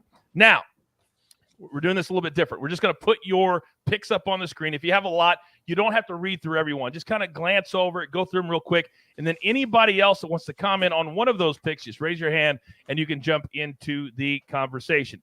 So, prop stars, with that being said, as you try to find your notes over there, I'm going to come to you first. Now, keep in mind, we have to be off the air in 50 minutes. All right. Somebody may or may not have just written about 5 minutes ago when RJ went through his picks. He goes, "This sounds very prop stars-esque." So keep this to 40 minutes is what you're telling me. There you go. I just need 10 minutes on the back end. That's it. Okay, all right. I got you, Coach. It's all yours, bud. All right. First up, we've got Joe Mixon under 95.5 combined rushing and receiving yards. Unfortunately, this number is no longer available. I want to say it is hovering around 89.5. The cutoff is 90.5 if you still have access to that number. Mixon has failed to eclipse 4 yards per carry or 65 rushing yards in the game. Outside of last week, all the way back in week 12 versus the Steelers, he has been largely ineffective. The Bengals offensive line has been ineffective. He's also ceding work to Samaje Perine as well as far as receptions in the backfield are concerned. I think Mixon's going to struggle. The Rams are a very, very stout rushing defense as well. They rank 6th in rushing DVOA over the course of the regular season. They have been lights out in the playoffs. Just absolutely dominant against San Francisco last week. I expect that to continue this week. I really like fading Joe Mixon a variety of ways, which I will talk about more later. Next up, we've got Samaje Perine over 8.5 receiving yards, 6 targets over the last 2 games. Out-targeted Mixon last week 4-3, had the biggest play from scrimmage as well. Went over this total in 10 of 17 regular season games. Rams actually ranked 24th in DVOA, 2 receiving running backs as well. They do give up some production there. He's also much more effective in pass protection compared to Joe Mixon, and I think he's going to have to be on the field to help keep Joe Burrow upright quite a bit. So I like Samaje Perine over 8.5 receiving yards. Next up, we've got Aaron Donald over 4.5 tackles and assists. You can actually get this prop, I want to say around plus 105 right now. I think Donald is going to have a massive performance. This is a great matchup for him as well. On paper, the Cincinnati's offensive line has really, really struggled, especially in the interior where he's going to be matched up quite a bit as well. I also like sprinkling a little bit on him as the Super Bowl MVP. We'll get into that later. Then I've got a couple of brand new game props that I like quite a bit. Most receiving yards, Cooper Kupp plus Cam Akers versus Jamar Chase and Joe Mixon. I am taking Cooper Kupp and Cam Akers. You can get this on DraftKings. I saw this at minus 145. I do think Cooper Kupp is going to have a monster game. I think Akers and Mixon, I think Akers is actually going to be involved a little bit as a pass catcher as well. I don't expect there to be a big disparity between those two. So I really like getting Cooper Kupp and Akers over Chase and Mixon. Next, I've got the under in the first half, 23.5 points. I do think this game is going to be low scoring, a lot of nerves, a lot of inexperience as far as Super Bowls are concerned for both of these teams. And then my favorite game prop from this game is under 48.5 combined total rushing attempts between both of these teams. I do think that they're both going to struggle running the ball for a variety of reasons, which I'm going to talk about later. I love that prop. I am shocked. You just set a Prop Stars world record for the length of time getting through your pick. I'm proud. I'm like a proud father. Any comments on the Prop Stars betting card for today, which will be a little bit different from his $500 card that we will get to in a little bit? Everybody good? Everybody good? All right. Very good. All right. So take a screenshot. You got plenty of time to get those in. All right. See ya. I'm coming to you next because at least a couple of yours are very correlated with what Prop Stars likes today, which should make you feel pretty good. Yeah, I'm always excited to be on a similar side as Prop Stars. So let me start with one that he started with, Joe Mixon. Now, I know he has the combined receiving and rushing. I shied away a little bit from that because even though I think Samaje Perine will be a small factor, I could see him getting some receiving yards. So the 63.5 rushing yards, though, I just don't see him getting, given his yards per carry. Really, the last 6 to 8 weeks, he's only gotten to this total 2 out of the last 8 games. Oh, and by the way, he's going up against a really, really good rush defense. So that's really, I gave more details the last time I was on and with respect on the prop show and then on Fantasy Football Today with Dave. So I think universally a lot of people like this. I think it's probably down to 60.5 in some places. I still kind of like it there. If you can get it at 62.5 though, I think that's certainly a better number. T. Higgins over 5.5 receptions. Speaking of Dave and Fantasy Football Today, it appears that the whole Fantasy Football Today crew is on T. Higgins. I am one of those people. I like T. Higgins over in receiving yards, but I like his over in receptions a little bit better, especially at plus money against the zone defense that the Rams are going to bring. And with CJ Uzomah not being a significant factor in this game, that's my opinion on his injury. I think T. Higgins will be at 6'4", the safety blanket, kind of in the middle of the field for Joe Burrow when he's having to release the ball within 1 to 2 seconds against that pass rush. Samaje Perine over 8.5 receiving yards. I think Prop Stars did a really good job going over that. It's not a bunch of receiving yards. I think he will get some opportunities in the screen game and on third down. So I like that. I think the over 1.5 receptions is also good there. And then finally, this is the controversial one that I was on last week. I'm a little nervous about it now, but it's Cam Akers over 63.5 rushing yards. Listen, I know Darrell Henderson is back. I know Sony Michel is a factor. Not a very good one, in my opinion. Last game, 10 rushes for 16 yards at an average of 1.6. That's some quick math for you guys there. A+. The reality is I think they're going to lean. I know McVay talked about a hot hand and things of that nature. I just really think they're going to lean on Cam Akers. He's going to start the game. And against this rush defense, which is very susceptible to the rush, as we saw in the Kansas City game with Clyde Edwards-Helaire and Jerick McKinnon rushing for 5.4 and 6.0 yards respectively. I just think Cam Akers is going to establish the hot hand and be in this game more often than not. And you can expose this defense with the running game. So let me ask you this, because somebody in the first hour asked us about Sony Michel. His rushing number is 19.5. He had 10 attempts in their last game. Based off of what you just said about Cam Akers, how would you feel about the Sony Michel? I don't love it, and it's mostly because Darrell Henderson, I think, if he's going to take carries away, yeah, it could be from Cam Akers, but it could be from a kind of ineffective Sony Michel. Again, 10 carries for 16 yards. That was while Cam Akers was a little dinged up. And in that game when Cam Akers was dinged up, he had a bad shoulder and was still averaging 3.7 yards per carry against a very good rush defense, a much better rush defense than he's going to face this game. So I don't mind it, but I don't really love it. It would definitely be a stay away for me on Sony Michel. All right, very good. By the way, it's one thing when you have Prop Stars backing you, but when you got Demon Slayer backing you, Demon Slayer says, I like the Higgins bet on receptions too. Now, by the way, Prop Stars, my man Thomas says, take all the time you need, Prop Stars. Your skewing of knowledge is why we're here. You got everybody has your back, Alex. Everybody has your back. By the way, real quick, see ya. Right now, Sahith Theegala, ranked number 318 in the world. Everybody below him, like combined, was 166. He's hanging tight. He's tied with Patrick Cantlay. Predict right now. Cantlay or Theegala win? I love Thigala. It's going to be Cantlay, though. I think down the stretch, Cantlay just has nerves of steel, ice in his veins, whatever you want to call it. Thigala's been great, but I think when it comes down to the last couple holes, Cantlay is going to emerge as the winner. All right, well, they're on hole 16 right now. They got 3 to play. I'll keep you guys updated on the Waste Management Open. We also have a couple of cross-sport parlays that we have based off of the final score of the winner of that golf tournament. Very, very important. Okay. By the way, prop stars, you heard Sia back your play of the over 1.5 catches for Samaje Perine. In the chat, apparently on an alternate line, you can get over 2.5 at plus 198. Would you sprinkle a little bit on that? I actually have his receiving yards, Coach. I believe Maestro has his receptions.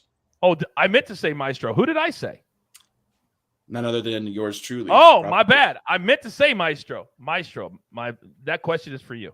Yeah, maybe a small play on that at 2-1. I think it could happen where we see him on the field a lot, especially if they're trailing. They need him in pass protection. He got 4 targets in the AFC Championship game.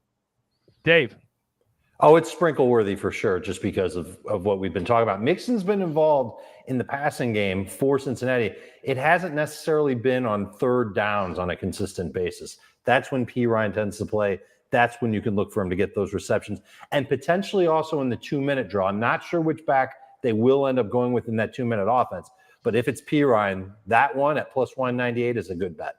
Okay, very, very good. Check out some of those alternate lines. Normally at your sportsbook during the regular season, you don't have a lot of these, but a lot of them have expanded. So if you don't think it's there, go ahead and take a look and dive deep into it, because it might be there for you to play. Okay, we've heard from Alex. We've heard from Sia, and I hate wait. That's what happens when you're on the air for 2 hours. I hate making Uncle Dave wait this long, but he's a pro. He understands. Floor is yours, sir. I appreciate that, Coach. Let's start with some more love for the T. Higgins over 5.5 receptions. Sia's right. We've been all over him, both in receptions and yards. One of the things that I did a lot of digging with this week is the type of defensive coverage that we can anticipate both teams playing against the pass in the game.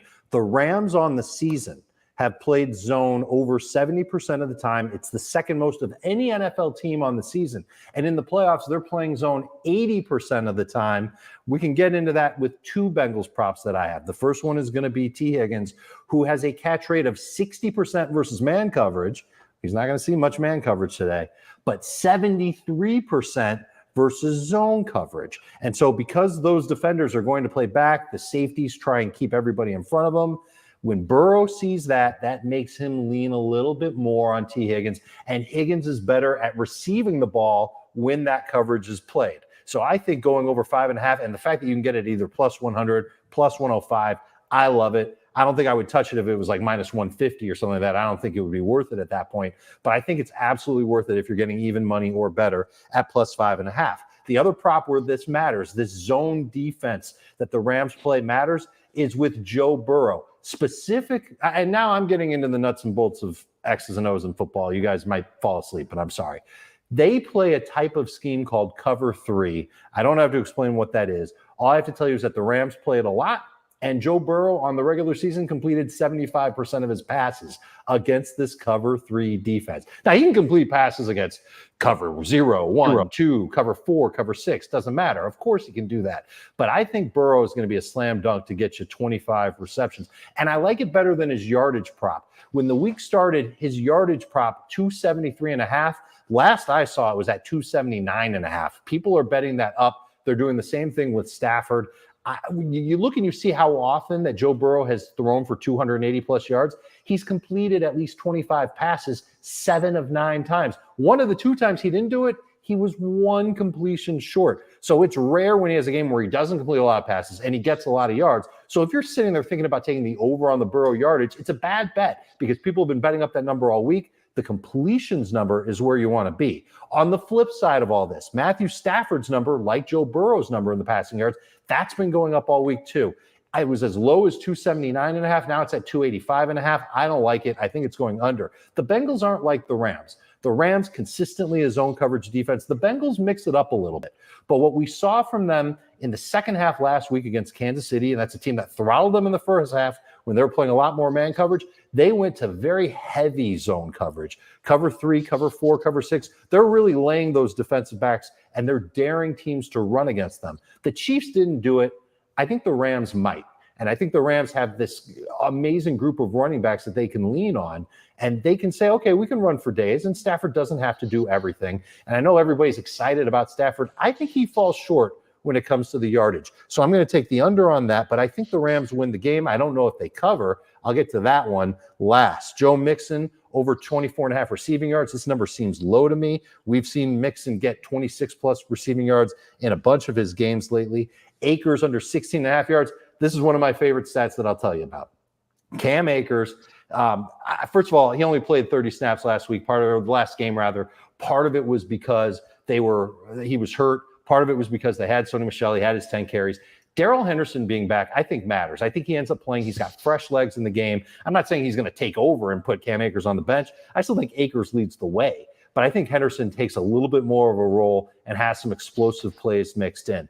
I don't believe the Bengals are going to see a lot of Akers. And they haven't seen a lot of lead running backs get a lot of carries against them. In their last 15 games, guys, only 2 running backs have had more than 15 carries against them. One was Dearness Johnson in a game, week 18. The Bengals didn't care. They didn't even play their starters.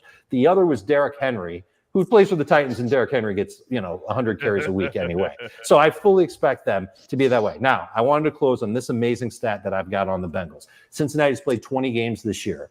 They have lost by 4 or more points 3 times in 20 games. And one of those times was that week 18 game that I told you about. There was no Joe Burrow. There was no Jamar Chase. They really didn't care. It was against Cleveland Browns. The Browns felt great after that game. Bengals didn't give a damn. So there were really only 2 games where they got blown out. And when I say blown out, I mean they lost by 4+ points. You know what the spread is in this game. That's why I like the Rams money line better than anything else on the board as far as the game props go, or the line goes for the matchup. I have not had the privilege and the honor of saying this for an entire 2-hour show, but I'm staring at the Rams minus 170. I'm staring at Akers minus 150. So that begs the question, Uncle Dave, is the juice? I think it's absolutely worth the squeeze with Akers. If you just didn't feel as confident as I am about the Rams winning the game, then I think you stay away from minus 170. But I think they're going to win. Home game, better team, certainly the better defense. I know Burrow is fun, and I hate betting against Burrow, but I think the Rams win a close one. Didn't you just hear the song? Burrow, MVP. Come on. Come on. All right. I love all those explanations. I love all of that. That's why we bring you on the show. You guys are so incredibly smart. So we see Dave's. We've seen Prop Stars. We've seen Sia's. You already saw the Maestros earlier today. So we've got 25 minutes left, which means we've got to start picking it up. So here's the deal. Did you guys – no, you guys didn't do the 500-person thing. Maestro did. You all did. Mm-hmm. Yeah. All right, fantastic. Okay, so here's what we're going to do. Sia, I'm going to come to you. This is the ultimate competition of the entire Early Edge crew.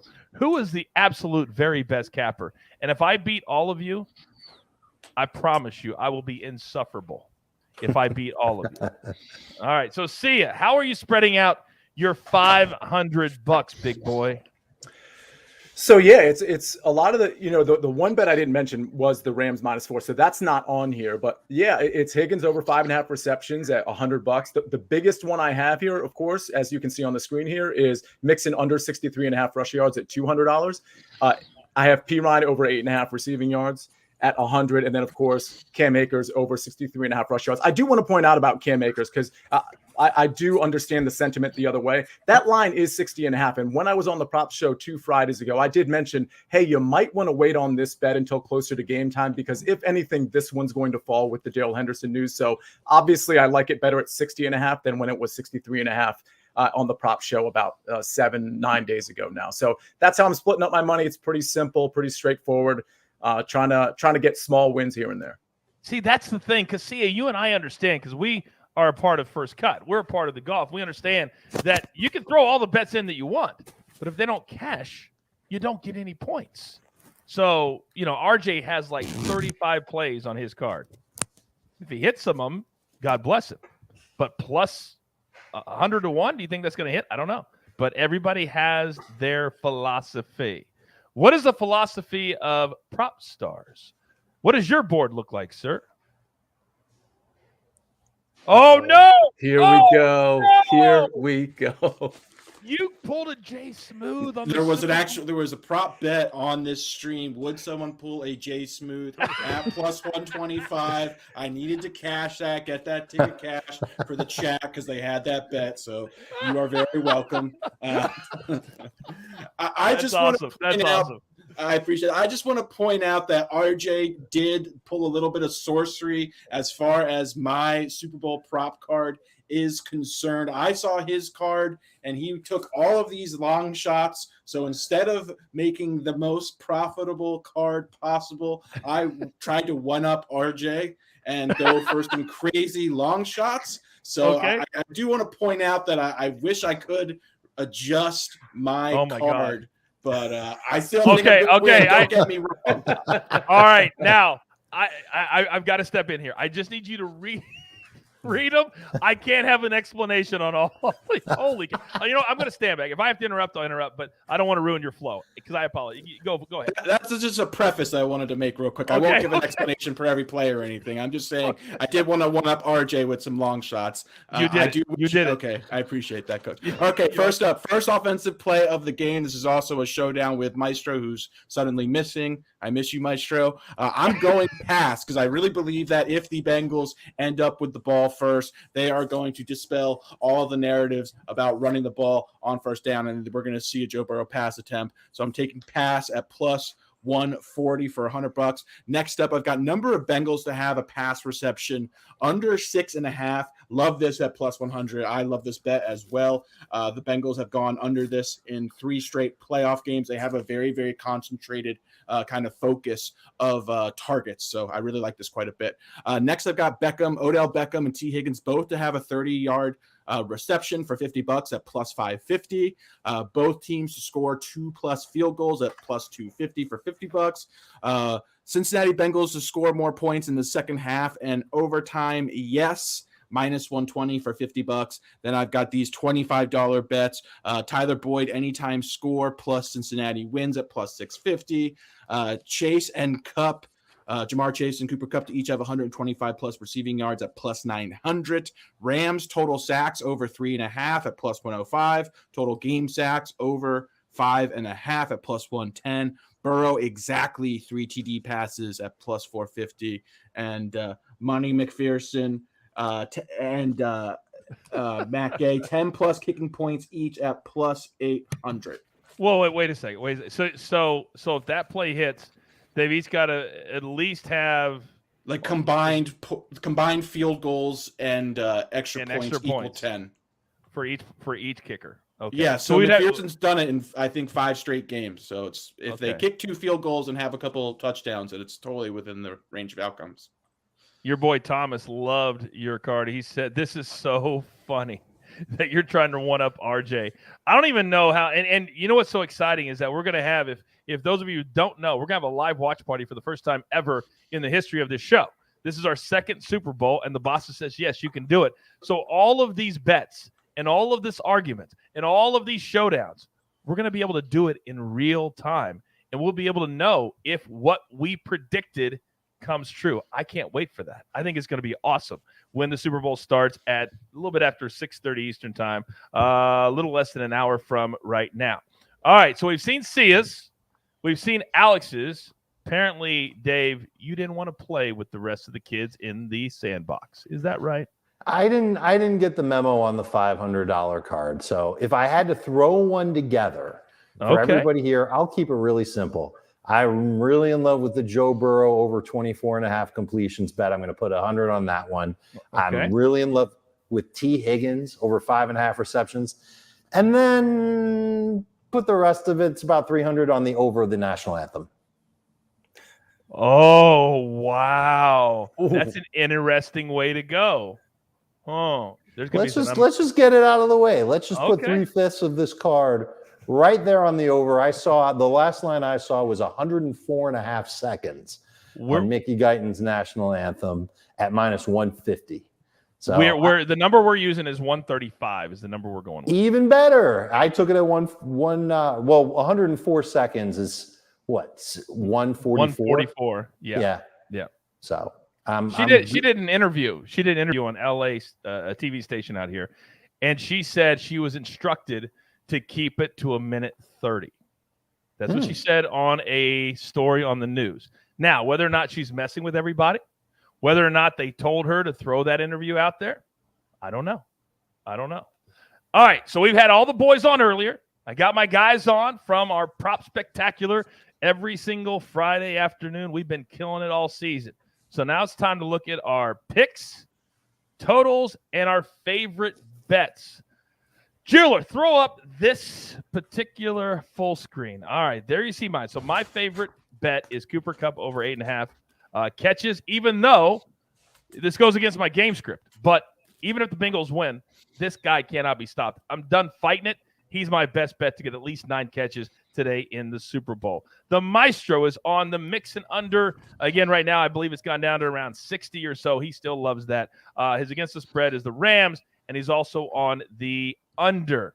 All right, Mikey, you see what he's there, and RJ and AB. Don't need to read there. You guys can read. All right, Alex, what is your favorite bet against the spread and total picks? My favorite bet is Joe Mixon under combined 95 rushing and receiving yards. I am taking the Bengals against the spread, also like their money line a little bit. And I like the under for the game, but I love the under in the first half the most. Oh, that's 23.5. That's one of your best bets. That's correct. That is indeed, Coach. All right. Uncle Dave, talk to me. my best bet is the T. Higgins over 5.5 receptions. I think he gets at least 6 catches. He's done that each of the last 2 weeks. He's had the yardage too each of the last 2 weeks, but I just can't get enough of that matchup against Darius Williams. And I can't get enough of that catch rate, the difference of man versus zone, knowing that the Rams are going to play a lot of zone. I don't think they pull a rabbit out of their hat and suddenly go to man coverage in the biggest game of the year. They're going to do something that they haven't done before. I don't think so. T. Higgins, 6+ catches. I love this play, too. Absolutely love this play. By the way, I'm seeing Noah very, very active in the chat currently. For those of you who don't know that are brand new to the show, first of all, thanks for checking us out. Second of all, Noah is the boss. He runs the show. So right now he's doing an anytime touchdown giveaway for all the women who watch the show that Kelsey helps run for us. So click on the Noah Stanley in the chat, and you get all the details for you ladies out there. By the way, he also, if you go to his Twitter, we're giving away this T-shirt that I'm wearing today, and all the details are at his Twitter handle, at Noah Stanley. All right, so we've heard from Prop Stars. We've heard from Uncle Dave. Now it's time to hear from our man, Sia. By the way, Xander Schauffele just missed an eagle on 17 by about 6 inches. So he birdied. He's one back. Cantlay is playing 18. The Gala went in the water at 17, tied for the lead, and he is slapping his thigh as hard as I've ever seen a golfer slap their thigh in my life. We'll keep you up to date on the winning score in the Waste Management Phoenix Open. All right, Sia, talk to me here. Real quick, consistent with what I said, Thigala's a young guy. I said the last couple holes, it might be Cantlay that emerges. So not super surprising there. By the way, I'm dating myself a little bit, but Dave said, guess who's back a few weeks ago, and we thought he was quoting Eminem. And just a second ago, he said, I don't think so. And I thought, homie, don't play that from In Living Color. So like, I'm waiting for him to finish the line, and he just never does. So I have to just step in and do it. I love it, man. I love that. Speaking of Eminem, great halftime show, I'm sure, is coming up. But yeah, my favorite play. This is going to be consistent with, listen, I love Dave's pick. That's one of my favorite plays too, but Mixon under 63.5 rushing yards. I won't rehash it, but listen, this is a very tough rush defense, and Mixon really hasn't done a good job over the last 2 months, really, in terms of establishing this particular number or anything good from a yards per carry standpoint. So this is my favorite bet, Mixon under 63.5 rushing yards. All right, very good. And then you're also on the Rams and the under. I was actually watching golf, so I didn't hear everything that you said, but I'm assuming you covered it all. You're a pro. I'm trying to do 8,000 things here all at the same time. No, I am, and I neglected to say that actually. I am on the Rams -4. I do like that. I think the interior is really going to dominate. And if you need a frame of reference, just look at last year, Kansas City, Tampa Bay. We kind of overlooked the interiors, especially the defensive line, and then we saw what happened as a result thereof. And I think the same thing could happen in this game. said in the chat, said In Living Color was an amazing halftime show. They never did halftime, did they? I don't think so. I don't think so. They did a WrestleMania though once. I don't think I was there yet for that one. Yes, Alex. Proverbial tip of the cap to none other than my favorite guy, Coach, for being the only one with enough brass to go over on the game total. I absolutely love the contrarian pick, Coach. Thank you. I think it's awesome.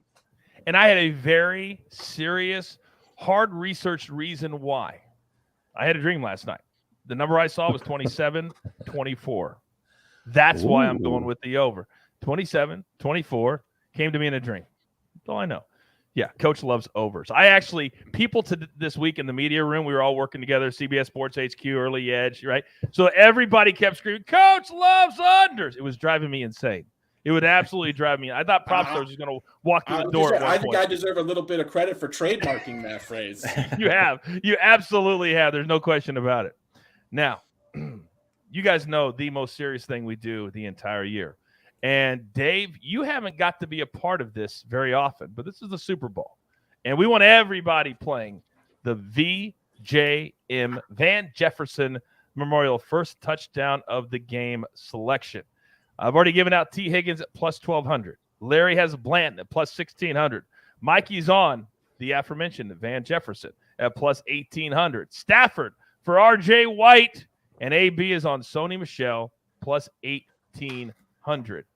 Alex, I explained to everybody earlier how you get into the club, but I did not explain how much it means to be in the club, so to speak. The floor is yours. Yeah, I am desperate to get into the club on my own accord. I am in courtesy of Coach, which I am very appreciative of, but I do want to get in there on my own merit. This is my last chance in this football season, so it'll be a long off season. If Tyler Boyd at plus 1,800 does not catch the first touchdown, I actually like Tyler Boyd quite a bit this week. He is very, very effective versus zone coverage. Dave mentioned how much the Rams play zone coverage. I do think we're going to see a big game out of Tyler Boyd, who's been pretty quiet so far in the playoffs. He's been the forgotten man, but he is a very, very good slot receiver, trusted by Joe Burrow. I think he's got a great shot to score the first touchdown, and I also expect them to have a big game. He's so athletic. I love this dude. He's really starting to come into his own. But Jamar Chase gets a lot of the attention, so Tyler Boyd, T. Higgins, they tend to walk around and do their own thing. By the way, C. Hill in the chat says, Coach needs to get a showdown with that overplay. First of all, C. Hill, I would never do that with an overplay that I had a dream about the number. However, if you want to bring up a showdown, the fact that I didn't jump in when Sia tried to tell me the Rams -4 was his best play, what was I thinking? Sia, you and I have had our issues this year. We've had our issues this year. We've gone toe-to-toe many times. I'm game. What say you? Coach, it's been a long week for you. 2 Fridays ago, we already submitted to each other that we would go showdown here. So you're already on the board for me. I'm expecting a Venmo in approximately 4.5 hours. So thank you. That's some real heat. You know, normally when you get to the level that I'm at, my producer would protect me from these embarrassing moments on the show. But apparently, Jeweler, show your face. He didn't want to protect me this time from looking like a moron. Thank you, Jeweler. I'm sorry about that. I'm watching the golf just like you are, so I'm. Yeah, my one and done just missed an 8-footer to tie the lead. Thank you, Xander Schauffele. Jeweler, your pick, please, for the VJM. Well, I'm going to ride around with you and Sia here. We're going to go with T. Higgins, take the little Clemson connection here for those of us from the Palmetto State. 1,200. I mean, I don't have the ability to go long like some people are with like Matt Stafford to run one in. Like that's not happening. I can't do that at this level. So we're just gonna go close to the plus 1,000 line. Okay. I like that a lot. Alex, would you have any advice for Uncle Dave? I see his pick, but any advice for how you emotionally dive into a game when you have a chance to get into the club in a tracksuit? I think he's dressed the part, and Dave's looking phenomenal, and I think he's got a great shot to get in on his first ever VJM. Not the hardcore jab I was looking for, but okay. All right. What is that? All right, Uncle Dave, the floor is yours, sir. Go ahead. You know what that was? That was a nod of respect from my sweet degenerate nephew, Prop Stars, who knows better than to rile me up for being a 46-year-old old guy who the only club I'm going into has a sign on the front that says members only. It isn't going to be the VJM club, but I'm going to try, Coach. I'm trying. Let's go. With Kendall Blanton taking over for Tyler Higbee in that Rams offense. I assume he's going to play a lot in this game. He figures to be the top tight end target. And at the odds of 1,600, I don't think that that's such a bad bet to be the first touchdown getter in Super Bowl 56. Boy, Matthew Stafford really turned his sights to him in the last game, didn't he? Yes. When Higbee went down, it was like Blanton. He had a humongous game. We'll see what happens when they can game plan for him. But all you need is for him to score the first touchdown. You don't need 6 catches. No. You only need 1. You only need 1. By the way, our guy Chad in the chat said Dave dressed like the Russian mob for the club. Oh, I just watched an episode of FBI International on Paramount Plus. Synergy. And they actually had a storyline last week on the show about kind of the Russian mob owning a club. And that was the first scene of the show. I can't make that up. First scene of the show. I thought for a second, Dave, you were in the episode. I thought for a second, then I was like, okay. I turned it down. There weren't enough perks for me to be in that episode. Not enough vodka. But you could probably take a guess where I'm going to be watching the game. Paramount Plus? No, the club. Oh, I love it, man. I love it. God, I'm having so much fun today. Okay, now we have 2 more things we got to do. Then we're going to get the hell out of Dodge, take a little bit of a break. We've been on the air for 2 hours, and then we'll be back at 6:30 p.m. Eastern time for a live watch party as we cash. Well, we can't cash all of them because some of us are opposite, but it's going to be a hell of a lot of fun to watch this game together, isn't it, boys? All right, so our MVP picks look a little something like this. I've got Joe Burrow plus 255. Larry's on Jalen Ramsey. Mikey's on Jefferson plus 12,000. RJ and AB are both on Stafford. Alex, what say you? I am on Aaron Donald at plus 1,400. I think Aaron Donald is going to have a massive impact in this game. I also like his combined tackles and assists over 4.5. I just think it's just a huge mismatch between the interior of Cincinnati's line and Aaron Donald. He's just going to wreak havoc, be in Joe Burrow's face all day. If this is a low-scoring game, which a lot of us think it will be, I think he's got a great shot to win the Defensive MVP award, which I will remind everyone 10 players in history on the defensive side of the ball have won this award. So I love Aaron Donald. I think he's going to have a huge game.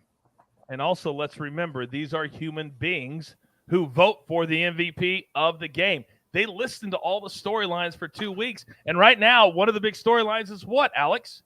Aaron Donald getting his first Super Bowl title. Yeah, and he's been the best defensive player since he's been in the NFL. He's the best defensive player I've ever seen. I didn't grow up during Lawrence Taylor. I saw the glimpse or the peak end of Reggie White, but as far as I'm concerned, in my lifetime, he's the best defensive player I've ever seen. So I think it would make a great story as well if he has 2 sacks and this game stays relatively low scoring. I think he's got a great shot to win the award. All right, very, very good. So you're on Aaron Donald. Dave, let's come to you because the safe play, but the smart play is always on one of the 2 quarterbacks. Talk to me. It's on Matthew Stafford at plus 140, so I don't have the gorgeous odds that Aaron Donald has, for example. And I do like the odds on Aaron Donald. I think that's worth a sprinkle. But you think about the history of MVPs in the Super Bowl, it's usually a quarterback. So you almost think to yourself, okay, if I can guess which team's going to win, I can just take that quarterback to be the MVP. That's almost as good as a money line bet. And we talked earlier about how the Rams minus 170, that's a lot of juice to lay on them to just straight up win the game. Why not take this instead? It seems safe that Stafford, if the Rams win, has a great chance to be the most valuable player in the game. So I'll take it at plus 140.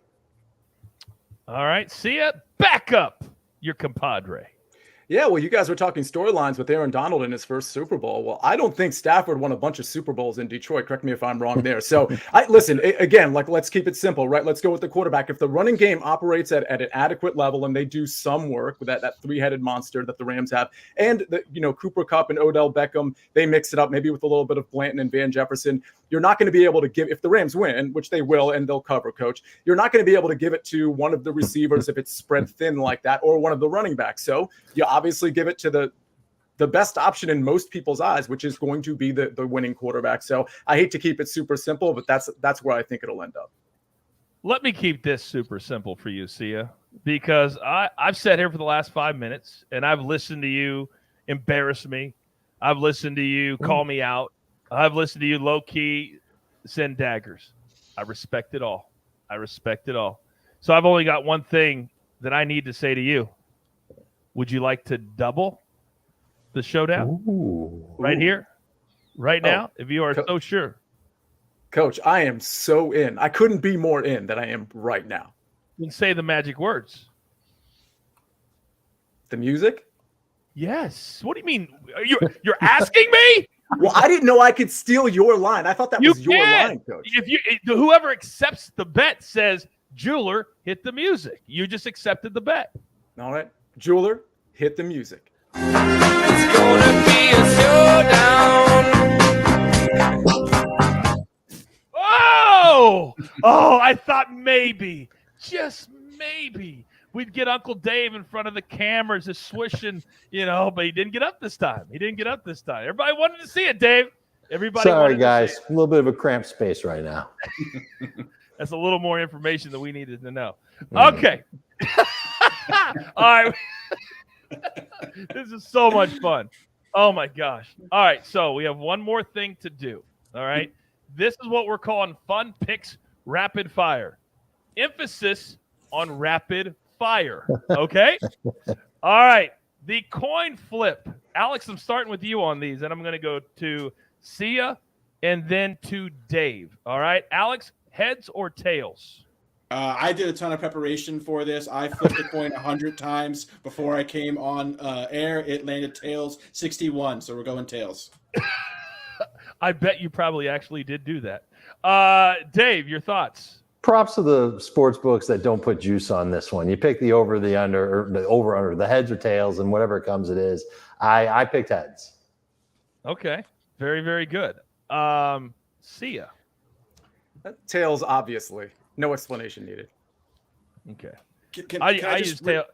Coach, yes. Can I just really quickly say, really quickly for educational purpose for our viewers, please never pay juice on a bet that is 50-50. Let's never, ever, ever pay juice on a bet that is truly 50-50.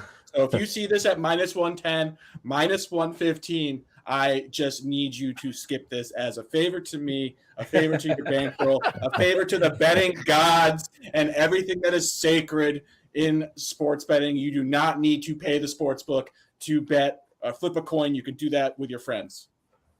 Can you imagine if somebody's bragging at a party? I got it at -130, everybody. Let's go. You're like, whoa.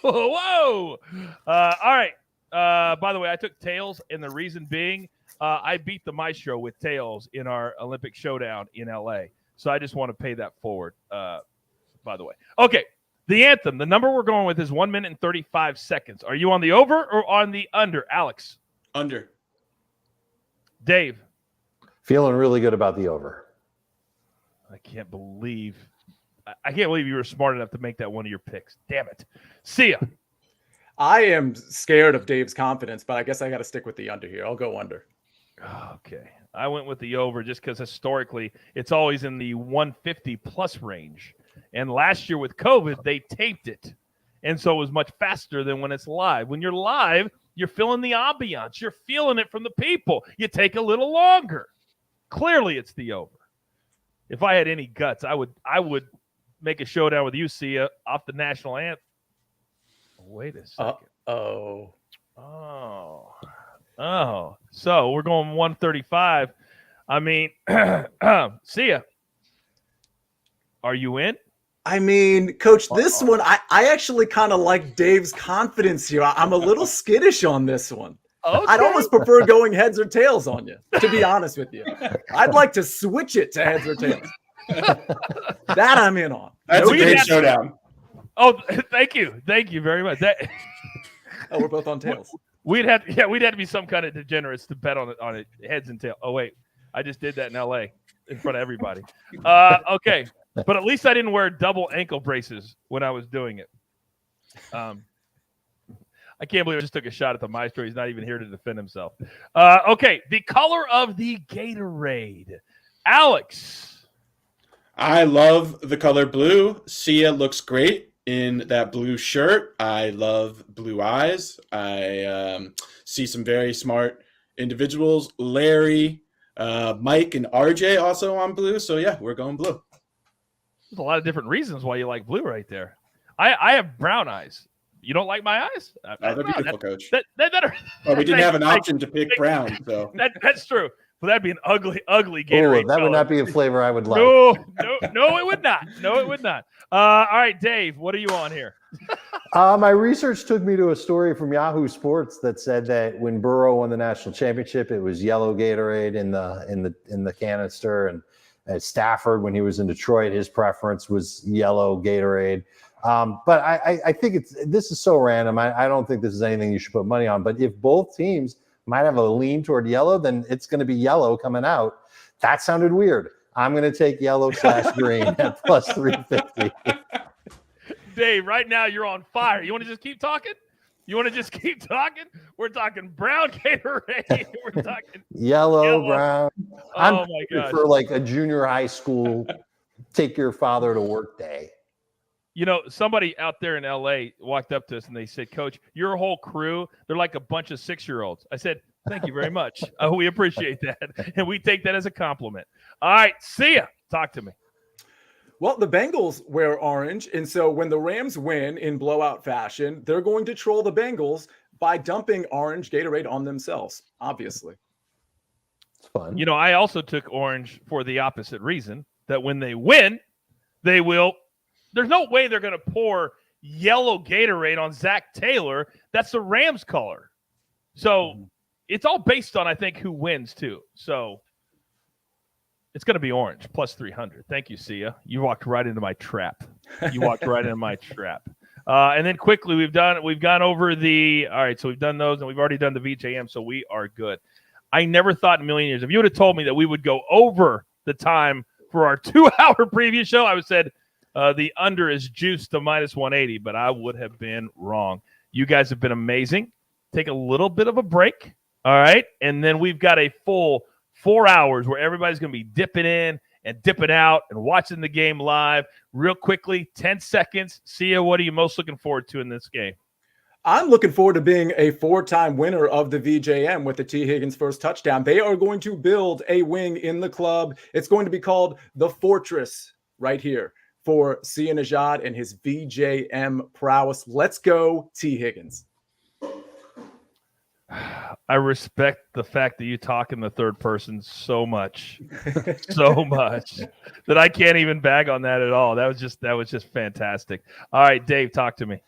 Well, after a beautiful long rendition of the national anthem, I'm expecting a close game that'll come down to the fourth quarter. Like most of these playoffs games, it'll be a 3-point game. I think the Rams pull it out. But before that game ends, there's going to be an amazing halftime show. I think it's going to go down in history that Dre, Snoop, Kendrick Lamar, Mary J. Blige, and Eminem put up one of the best halftime shows in the history of Super Bowls. Who do we think the surprise person is going to be? Anybody have a guess? I've got a pretty decent inclination that it won't be a person, but rather a hologram. I like that. Of the man who sang California Love with Dre, I agree. Tupac Shakur. You think it's going to be Tupac? I hope so. I really hope so. I think it's going to be Ice Cube. Oh, that would be cool too. That's a good guess too. Yeah, it has to be somebody that has terms. Are they on good terms? Oh, absolutely. Yeah, absolutely. They're on good terms. Yeah, then absolutely. You might see Cube there. Might see Sia. I mean, you're a hip hop guy. Didn't we hear, maybe we already addressed him, but didn't we hear 50 was going to be there?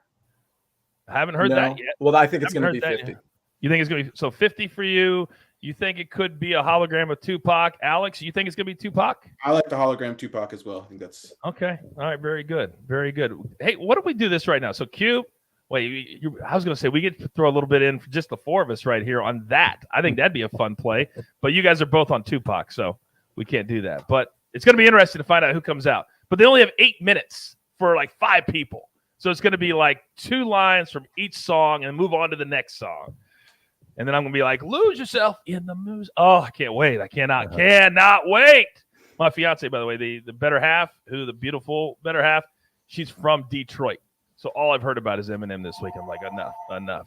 All right. All right. We'll be back in 23 minutes. Thank you to all of you at home for tuning in for this final 2-hour live preview of Super Bowl 56. We're going to be here at 6:30 Eastern. We're going to have actual fans of the show participate, and we're going to cash all of these tickets in real time on the first ever Early Edge Super Bowl watch party. All right? There's only one thing left to do, and damn it, you all know what that is. You've got your marching orders. Let's take all of these Super Bowl tickets, except the Showdown ones, straight to the pay window. For my entire crew, love them all. M Squared, AB, Maestro, Sia, Alex, Uncle Dave, the jeweler who puts it all together here at the brand.